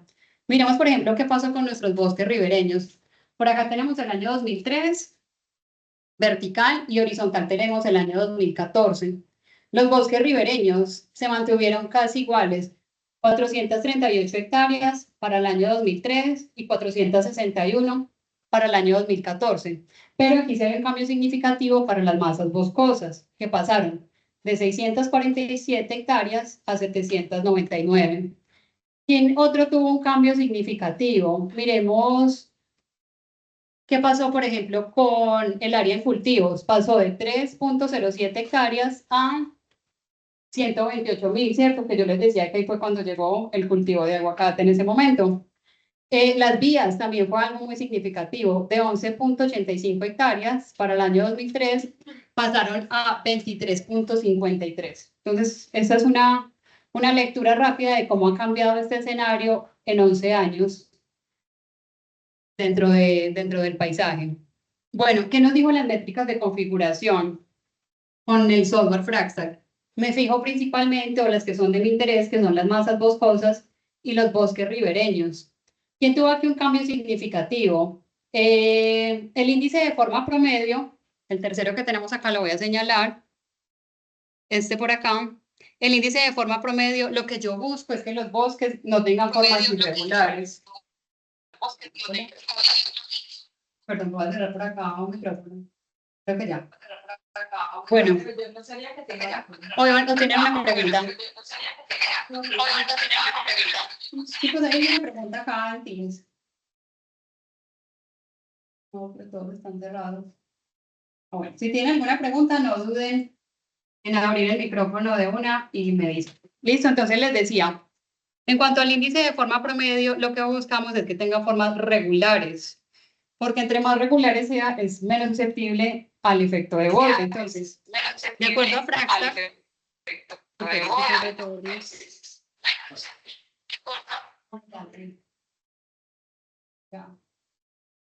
Ya era esa. Listo, ahora sí. Entonces, lo que buscamos es que ese índice de forma promedio esté más cercano a 1, que fue lo que pasó acá, pasó de 4.13 a 2.77, es decir, ya tiene una forma más regular, que es lo que buscamos nosotros. Mientras que los bosques ribereños se mantuvo casi igual, 2.69 a 2.86. Esto para los bosques ribereños, ¿ustedes por qué creen que los bosques ribereños tienen esa forma tan irregular? Van siguiendo pues el cauce, ¿cierto? Pero adicionalmente es porque también cada vez nos lo hemos ido metiendo más a la zona de retiro. El micrófono abierto. Bueno. El índice de agregación, lo que buscamos es que ellos cada vez estén más juntitos. No tuvo un cambio muy significativo, pero sigue diciendo que esos parches están agregados, 99.74 a 99.86. Y aquí hay algo importante que es lo que está resaltado en color amarillo, y es el vecino euclidiano más cercano. Lo que buscamos con esta métrica es que esos parches, la distancia de uno del otro, estén cada vez más corticos, que estén más juntos. Entonces bajaron de 880 para el año 2003 a 390 metros. Esto es algo súper bueno que haya pasado, que la distancia entre esos parches cada vez esté más corta. ¿Listo? Bueno, y aquí tenemos pues un análisis de la conectividad. Miremos, este fue el escenario 2003 modelado para la pava caucana. Valentina, ¿tienes el micrófono? A ver. Listo. O se les abre, no sé, de pronto es que se les abre el micrófono. Listo, entonces, este para la pava caucana y para la guagua loba. Lo que tiene valores altos de conectividad es lo que está color cafecito y naranja. Y los valores más bajitos son los blancos y morados. Si se fijan, hay un mejor escenario para la pava caucana que para la guagua loba. Ella es una especie generalista. Esta es la ruta que tiene mejor definida para ella, que sería el corredor biológico número 3. Mientras que para la pava no hay valores tan altos. Pero para la guagua, perdón, era lo que quería decir. Miremoslo acá más en detalle. Este es un acercamiento del modelo de flujo de corriente acumulada para la pava. Entonces, este corredor 3 es el que tiene los valores más altos, seguido por el 2. Pero nuevamente la carretera sigue siendo un factor que sigue aumentando, sí, que fragmenta y que seguirá hasta que no se haga pasos de fauna o no simplemente alguna otra medida. Y cobra mucho sentido con lo que usted decía, profe, que por ejemplo el corredor 1 tiene el paso de fauna de los monos. Porque, o sea, yo digo que es una bobada de apuntar la cuña, pero el corredor 1 se llama los monos, el corredor 3, que es donde hay más afluencia del paso de la pava, pues es el de las pavas. Pues, supongo yo que sí, que puede estar asociado con los nombres sí, que les colocaron. Pero entonces el manejo que se le da puede ser ese. Que entonces, ¿qué alternativas se podrían hacer para los corredores? Que no solo sea hacer el énfasis en las especies que son más comunes dentro de los corredores, sino buscar que las especies pues, que están dentro de ambas zonas puedan estar durante todos los corredores. Que estén en las dos, que haya paso en los dos. Que los pasos sean como más congruentes para las mismas especies o varias especies distintas, que no solo sea como inclinado solo una especie. O que tomando una especie como una especie sombrilla, que cuando tomas una especie abrigas, por decirlo de alguna manera, a las otras, o asocias a las otras.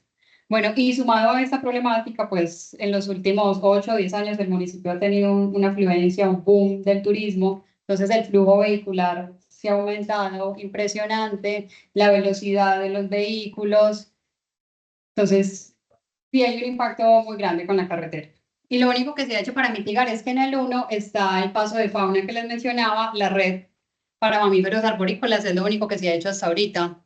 Bueno, ¿y qué ha pasado con el escenario que se modeló con cercos vivos y árboles dispersos? Si se fijan acá, en esta imagen de arriba,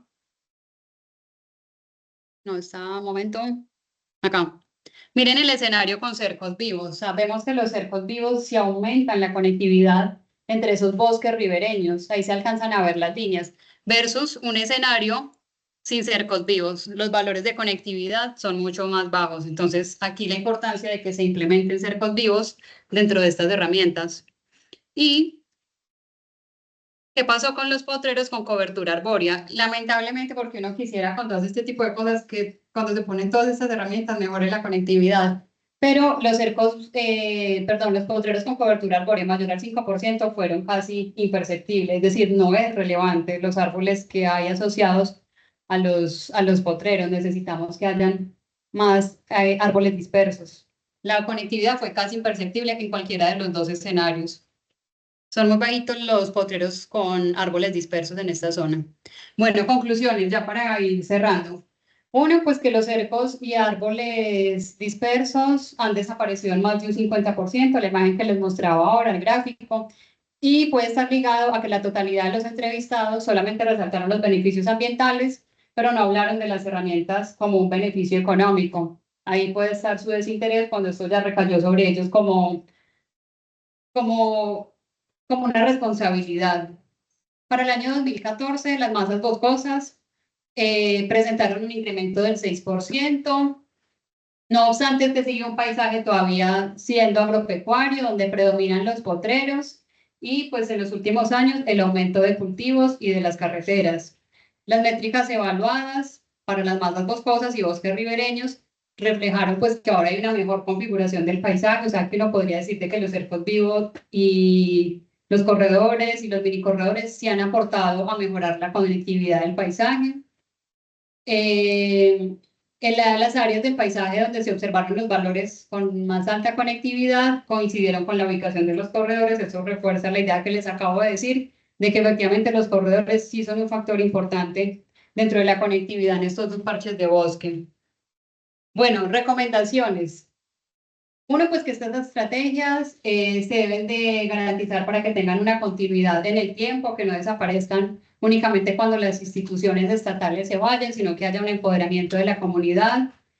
Esa construcción debe ser de manera mancomunada, debe haber un acompañamiento técnico por parte de esas instituciones que lo lideran durante y posterior a la ejecución.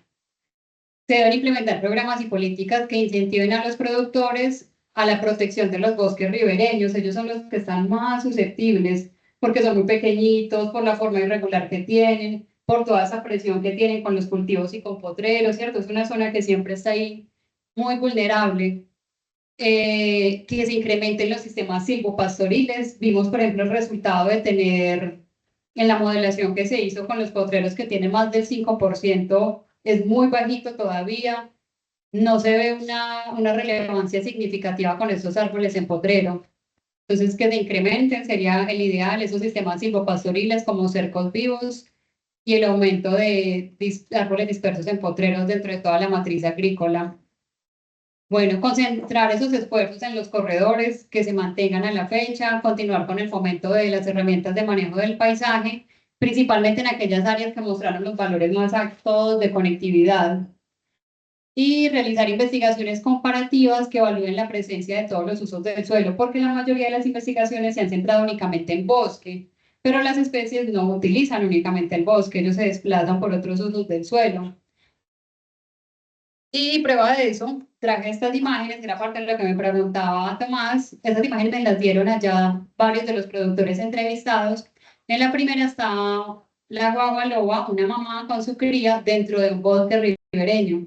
Y en la segunda está un potero. Entonces ahí pueden ver que son grandes, compárenlos con las vacas, que no únicamente utilizan el bosque, también sabemos que utilizan otros usos del suelo, así sea para desplazarse, como la que estamos viendo ahí en el potrero. Entonces, una razón más para propender por que los sistemas agroforestales se implementen en estas zonas de potrero.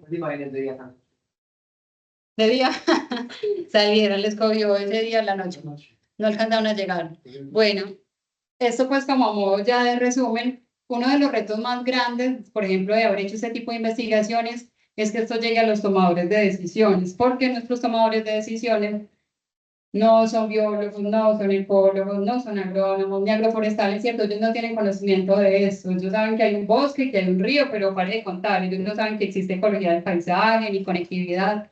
Entonces, el reto que tenemos nosotros es hacerles llegar esto, que esta gente se dé cuenta realmente de la importancia de qué está pasando en estos territorios y que estos resultados realmente trasciendan, que no se queden únicamente pues en el anaquel de una biblioteca. Entonces, bueno, producto de esta investigación, pues se hicieron dos publicaciones, una con la Universidad de Panamá, en la revista Mesoamericana, que se llamó Evaluación de la conectividad del paisaje, precisamente ese mismo nombre en la cuenca media del cañón del río Barbas. Y la segunda se publicó con la Universidad de Panamá, y esa fue ya más como la parte social, el resultado de las entrevistas, lo que se logró rescatar de ahí. Y bueno, muchas gracias por su atención, espero no haberlo.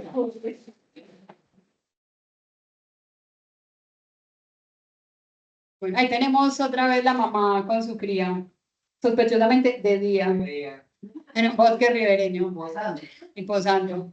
No, pero son reales, no son de la IA, son reales. Bueno, chicos, preguntas, los que están en Teams. Yo sé que a veces por Teams se pueden perder cositas. Sí, pero espérame, Juan, que es que hay una acá, hay alguien que tiene la manito levantada, ¿o no? En Teams. ¿Qué hago? El tuyo, abre el micrófono, pues el volumen, para que ellos puedan hablar. La tengo todas al 100. Chicos, ¿hay preguntas en el Teams? No. Bueno, si tienen preguntas, de una me dicen. Juan, pregunta. Muy buenos días. Primero, pues, felicitarte por ese trabajo que es muy interesante. Realmente, pues, aporta como muy buena información acerca de todo este tipo de actividades que se deben realizar en los corredores biológicos, ¿no? Bueno, quisiera preguntarte algo. Llama mucho la atención desde 2003 o 2004 al 2014 la gran reducción del área de plantaciones forestales. Digamos que en los indicadores que pude ahí identificar fue como de los mayores impactos que se redujo bastante esa área de forestal. Digamos, ¿a qué se pudo haber debido? Me imagino que los cultivos, pero como en esos años, digamos, todavía no estaba el boom del aguacate Hass, de pronto fue otros cultivos o de pronto una poca motivación de los agricultores por los entes gubernamentales, porque pues en esa área hace años era muy fuerte en sistemas forestales, ¿cierto?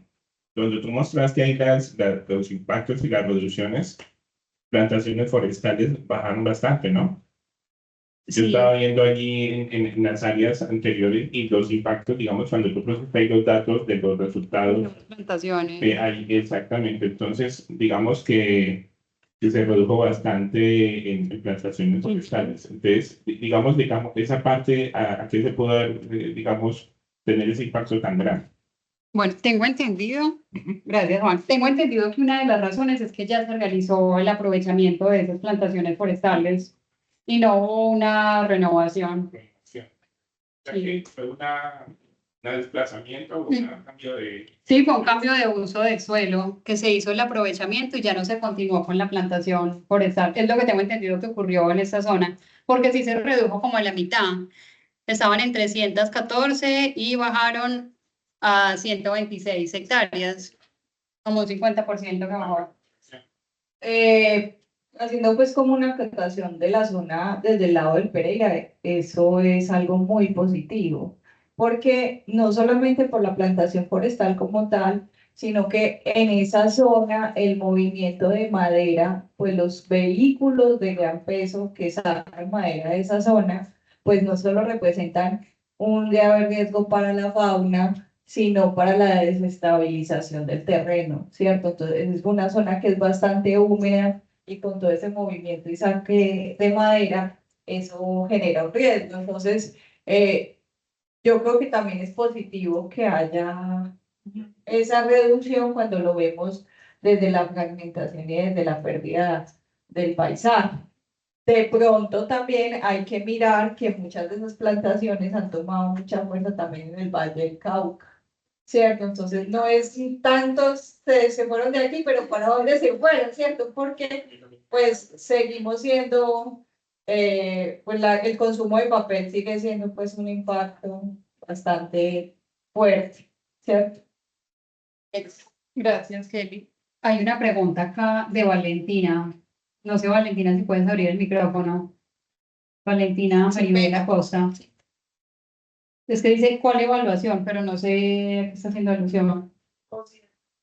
¿Cuál evaluación? No sé en qué momento fue la pregunta.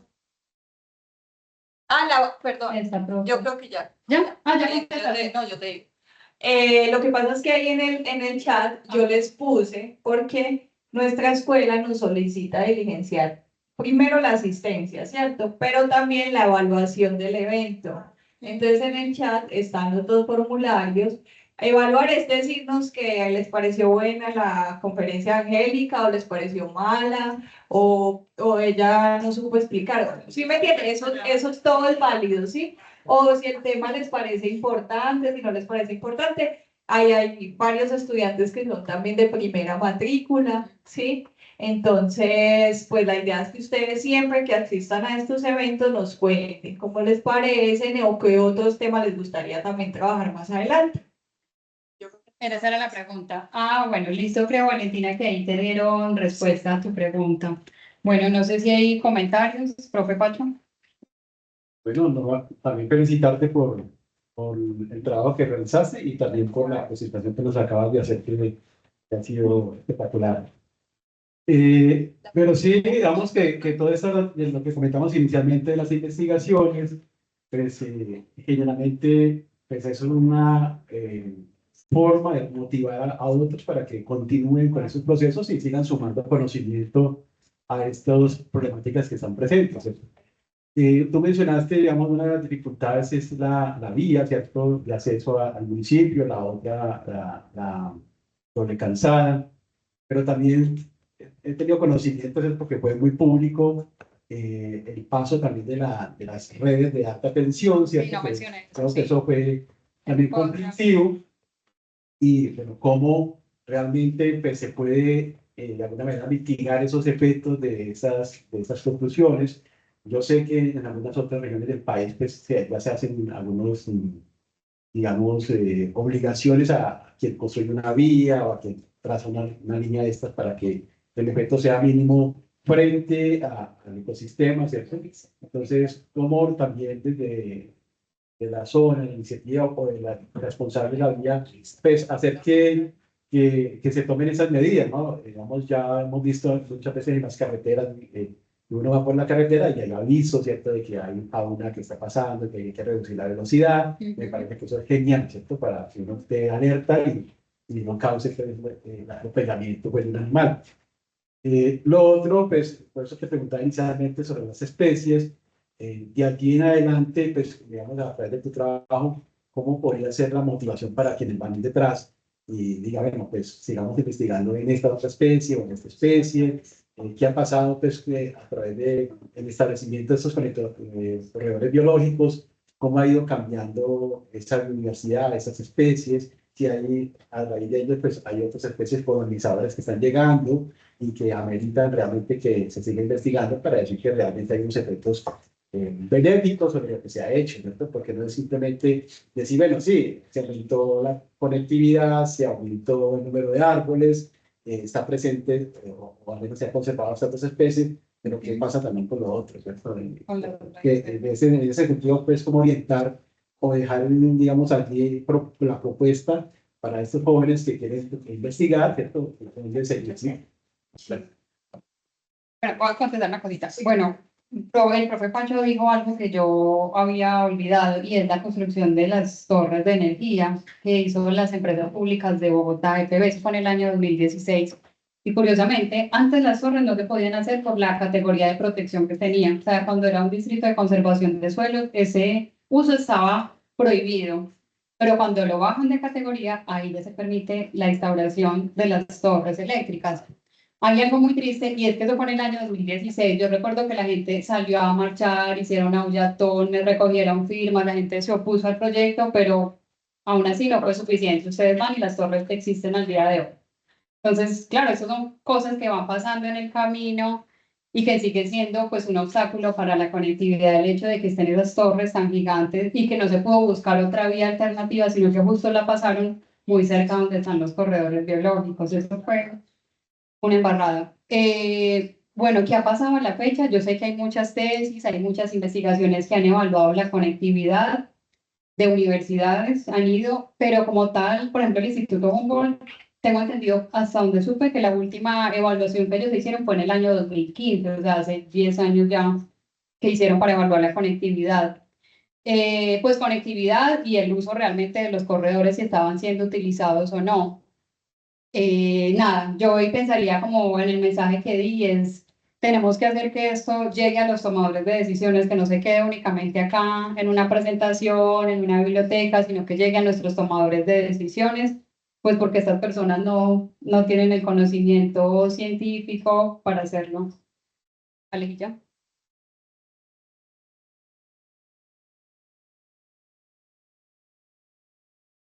Bueno, primero, pues agradecer mucho a Angélica con esta charla, ¿cierto? Que es fruto de su trabajo de maestría. A mí, pues me gusta mucho que haya aceptado la invitación, ¿cierto? Porque esta idea surgió en una conversación que tuvimos y sería muy chévere que todos podríamos participar, ¿cierto? Hablando de nuestras investigaciones. Qué chévere que en algún momento el profe Pacho nos acompañe para dar una charla, lo que hace Uber, lo que hace Oscar, porque a mí me parece que la academia es muy importante, ¿cierto? Entonces, estos espacios que generamos todos como profesores y como estudiantes, yo creo que hacen mucha falta en la universidad. ¿Saben por qué se los digo? Porque hablando pues desde el punto de vista todos somos agrónomos, biólogos, ingenieros y demás, podemos armar proyectos de investigación que sean muy importantes, tipo proyectos de las convocatorias de conciencias y demás, que son proyectos tan inmensos, ¿cierto? Y que realmente lo que se financia ahorita es eso, que se vea, que se haga la investigación desde varios puntos de vista. Pues, por ejemplo, haciendo acotación a lo que dice el profe Pacho, lo interesante es ver qué ha pasado en todos estos años, ¿cierto? Hay un proyecto, Angélica, maravilloso, donde se pueden integrar muchas cosas y muchos procesos. Obviamente yo lo veo siempre desde un punto de vista biológico y tendría ahí varias preguntas y varias cosas por hacer desde mi punto de vista, ¿cierto? Desde mi disciplina, pero escuchándolos a todos, al profe Pacho, a Uber, a Kelly, o sea, esto da para continuar con los procesos y lo que ha pasado después de cuántos años, ¿cierto? 7 años. Y lo que tú dices, bueno, sí, el Humboldt seguramente ya se desentendió, pero nosotros, digamos que podríamos hacer parte de los procesos con los muchachos que están en formación y sobre todo aprovechar ese tipo de convocatorias que son tan inmensas. Y lo que buscan es eso, ¿cierto? Ser todos interdisciplinarios, porque ahí usted tiene parte biológica, usted tiene parte productiva, usted tiene parte social. Entonces, a mí me parece que esto abre las puertas para seguir haciendo investigación. Muchas gracias. Muchas gracias. Sí, yo creo que sí. Bueno, no sé si hay algún comentario, alguna pregunta, sino para ir cerrando. Bueno.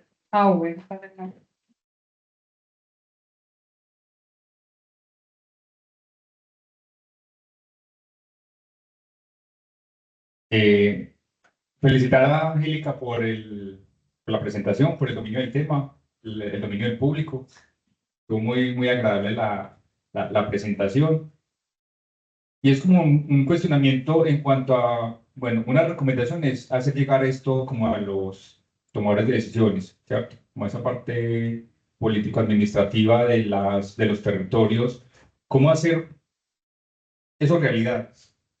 Como desde la calle, yo siempre he criticado mucho y es que las investigaciones se quedan mucho en el anaquel y se hacen muy buenos trabajos, pero ¿cuál es el impacto que realmente está generando esto sobre las comunidades y los territorios? Entonces, ¿cómo hacer que eso se haga realidad? ¿Cómo hacer que realmente estos trabajos lleguen a ellos como herramientas de base para tomar decisiones?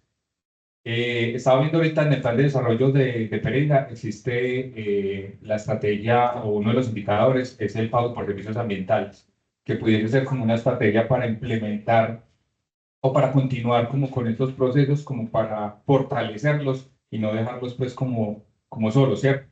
Si bien es cierto que las comunidades cuando no ven un beneficio económico, ¿cierto? Pues tampoco podemos como pegarnos de eso como para decir, bueno, pues si ellos no ven el beneficio económico, pues entonces ya, dejemos eso ahí. No, yo creo que es como mirar como la estrategia, o sea, si hay que implementar beneficios económicos, se implementan. El fin es que el ecosistema se conserve, independientemente de las estrategias que se implementen. Y el pago por servicios ambientales puede ser una de esas estrategias, y no sé en Quindío, pero yo sí sé que en Risaralda un gran porcentaje de todos los municipios dejaron estipulados dentro de sus planes de desarrollo la estrategia de pago por servicios ambientales.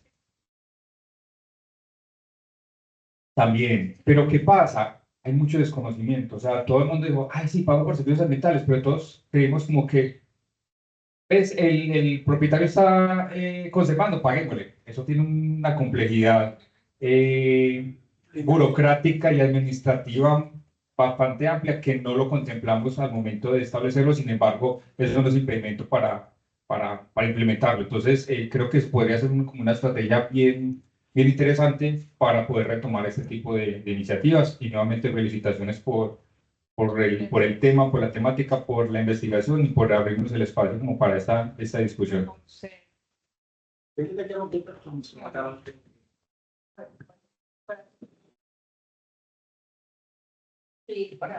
Fabián, te escucha casi. Bueno, luego de haber observado mi intervención,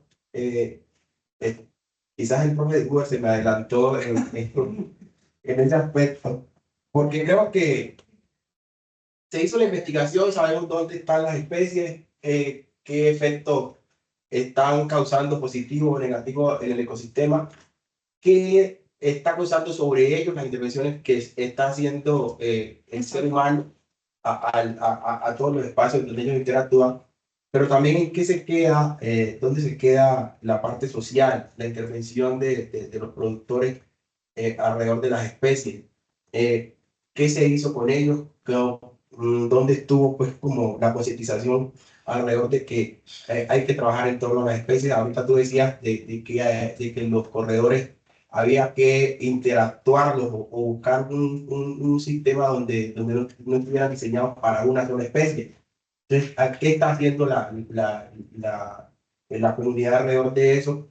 Y no solo eso, sino que qué estrategias se pueden diseñar, porque mira el rango de tiempo en el cual se hizo la investigación, pero ¿qué sigue en este tiempo que viene? Sí, que puede que en una época muy cercana vayamos a ver qué ocurrió con esa investigación y puede que las especies ya no existen porque no hubo ningún aspecto de conservación alrededor de ellas. Entonces es como plantear la pregunta y que también pueda hacer esos objetivos de investigación para unos nuevos profesionales que quieran estar como en esa área. Sí. La categorización de conservación ha cambiado de las dos especies.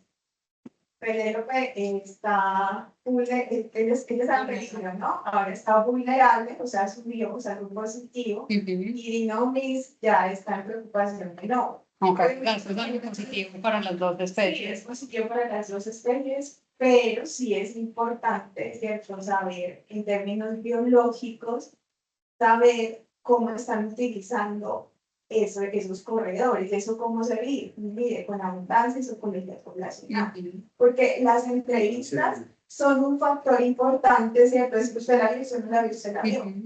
Pero lo que usted tiene que ir es a ver al animal, ¿cierto? A capturarlo, a marcarlo, para realmente saber si están funcionando o no los corredores, porque eso obviamente es, digamos, una línea base, pero realmente biológicamente no existe. Sí, ahí seguiría todo el trabajo, no sé, por ejemplo, poner marcadores de ADN, poner cámaras trampa, ya seguiría todo un trabajo de investigación después de si qué ha pasado a la fecha con estas especies.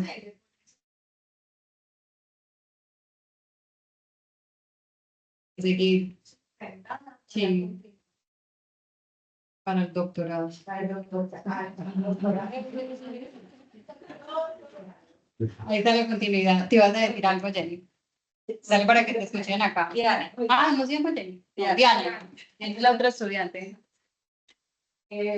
Bueno, buenos días para todos, todas. Bueno, bueno que este trabajo realizado por Angélica se pueda articular, bueno, porque no sé si ustedes saben, en Carter se hace un trabajo importante en cuanto a temas de biodiversidad, ya sea con fauna, también temas de conservación de áreas protegidas, ampliaciones y todo. Entonces, qué bueno que se haga un trabajo y este trabajo se articule pues con esto que está realizando también la ABA, que es PECOMAR, todo.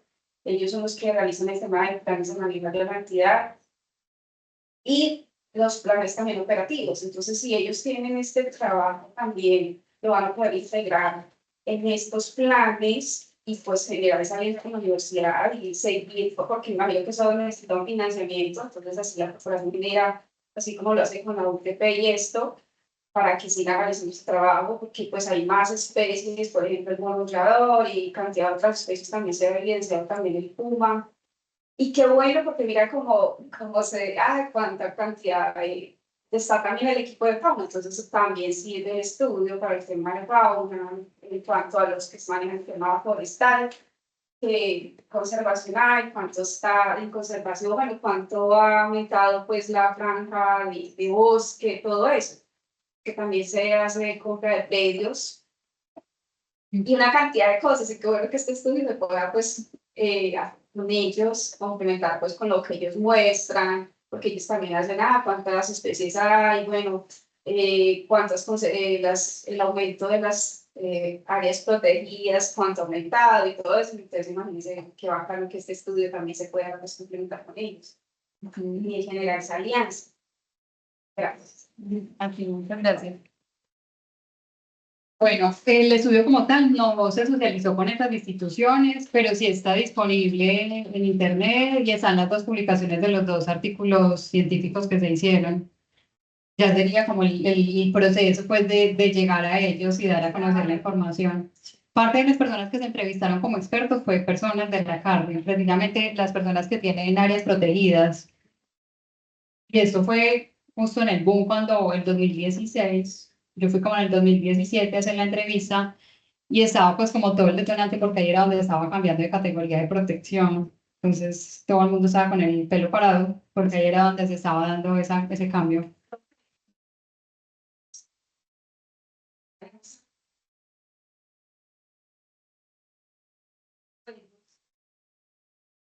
Digamos en el Cedral, ese es un parque regional natural, porque pues aquí está, claro, que está pues, la danza y todo, porque ese ahí también se ha listado y lo que es el Cedral conecta con el Barbas, porque no se cambia la categoría para conservar lo que es el monollador, también ha bajado el puma y pues, pues el guardabosques de toda una cantidad, entonces porque se permite como esa, ya si ya está el área, porque no se restringe, ¿cierto? Para que sea un área ya de mayor conservación, mira todo lo que hay. Bajo de categoría. Y pues, digamos, y ya alrededor, pues que se manejen los otros temas de los cultivos y los otros aprovechamientos pues, que se hacen en el uso del suelo, las construcciones y demás. Pero estamos muy quedados y esa área debe cambiar de categoría urgente. Sí, eso obedece muchas veces es más a factores políticos que ambientales, hay otros intereses, porque pues que no me escuché empresas públicas de Bogotá, pero fue muy coincidencial que justamente bajaron la categoría y ya con eso pudieron implementar las torres. Y yo les decía, la gente salió, marchó, firmó, el proyecto siguió para adelante y ahí están las torres hasta la fecha. Según ellos, porque esa era la mejor categoría que correspondía para esa zona. De hecho, algo similar pasó aquí con los distritos de conservación de suelo.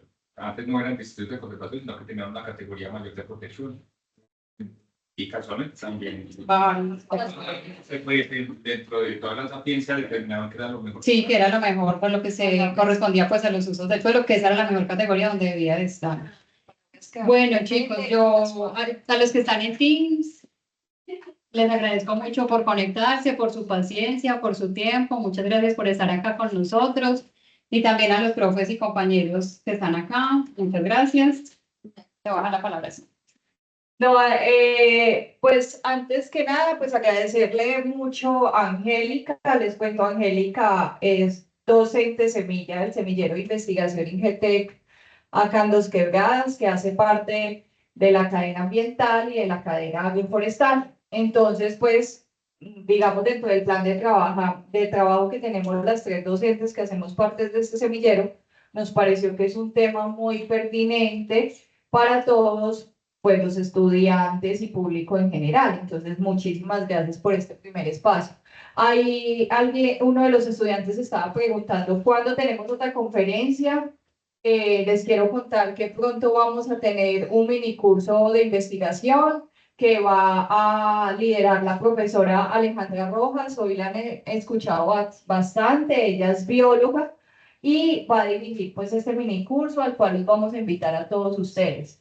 Le pido pues también a Angélica que en el chat y a los asistentes nos compartan las dos publicaciones que realizó para que las puedan tener. También queda la grabación del encuentro y pues nuevamente recordarles, esto es algo que nos piden a nosotros, que diligencien la asistencia y diligencien la evaluación. Pues es algo muy importante, ya está ahí pues en el chat.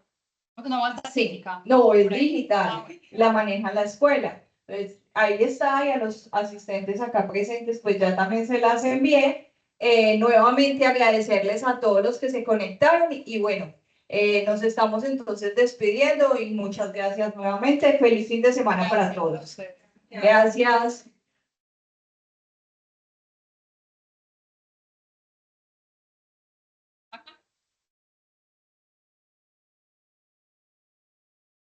Esta es la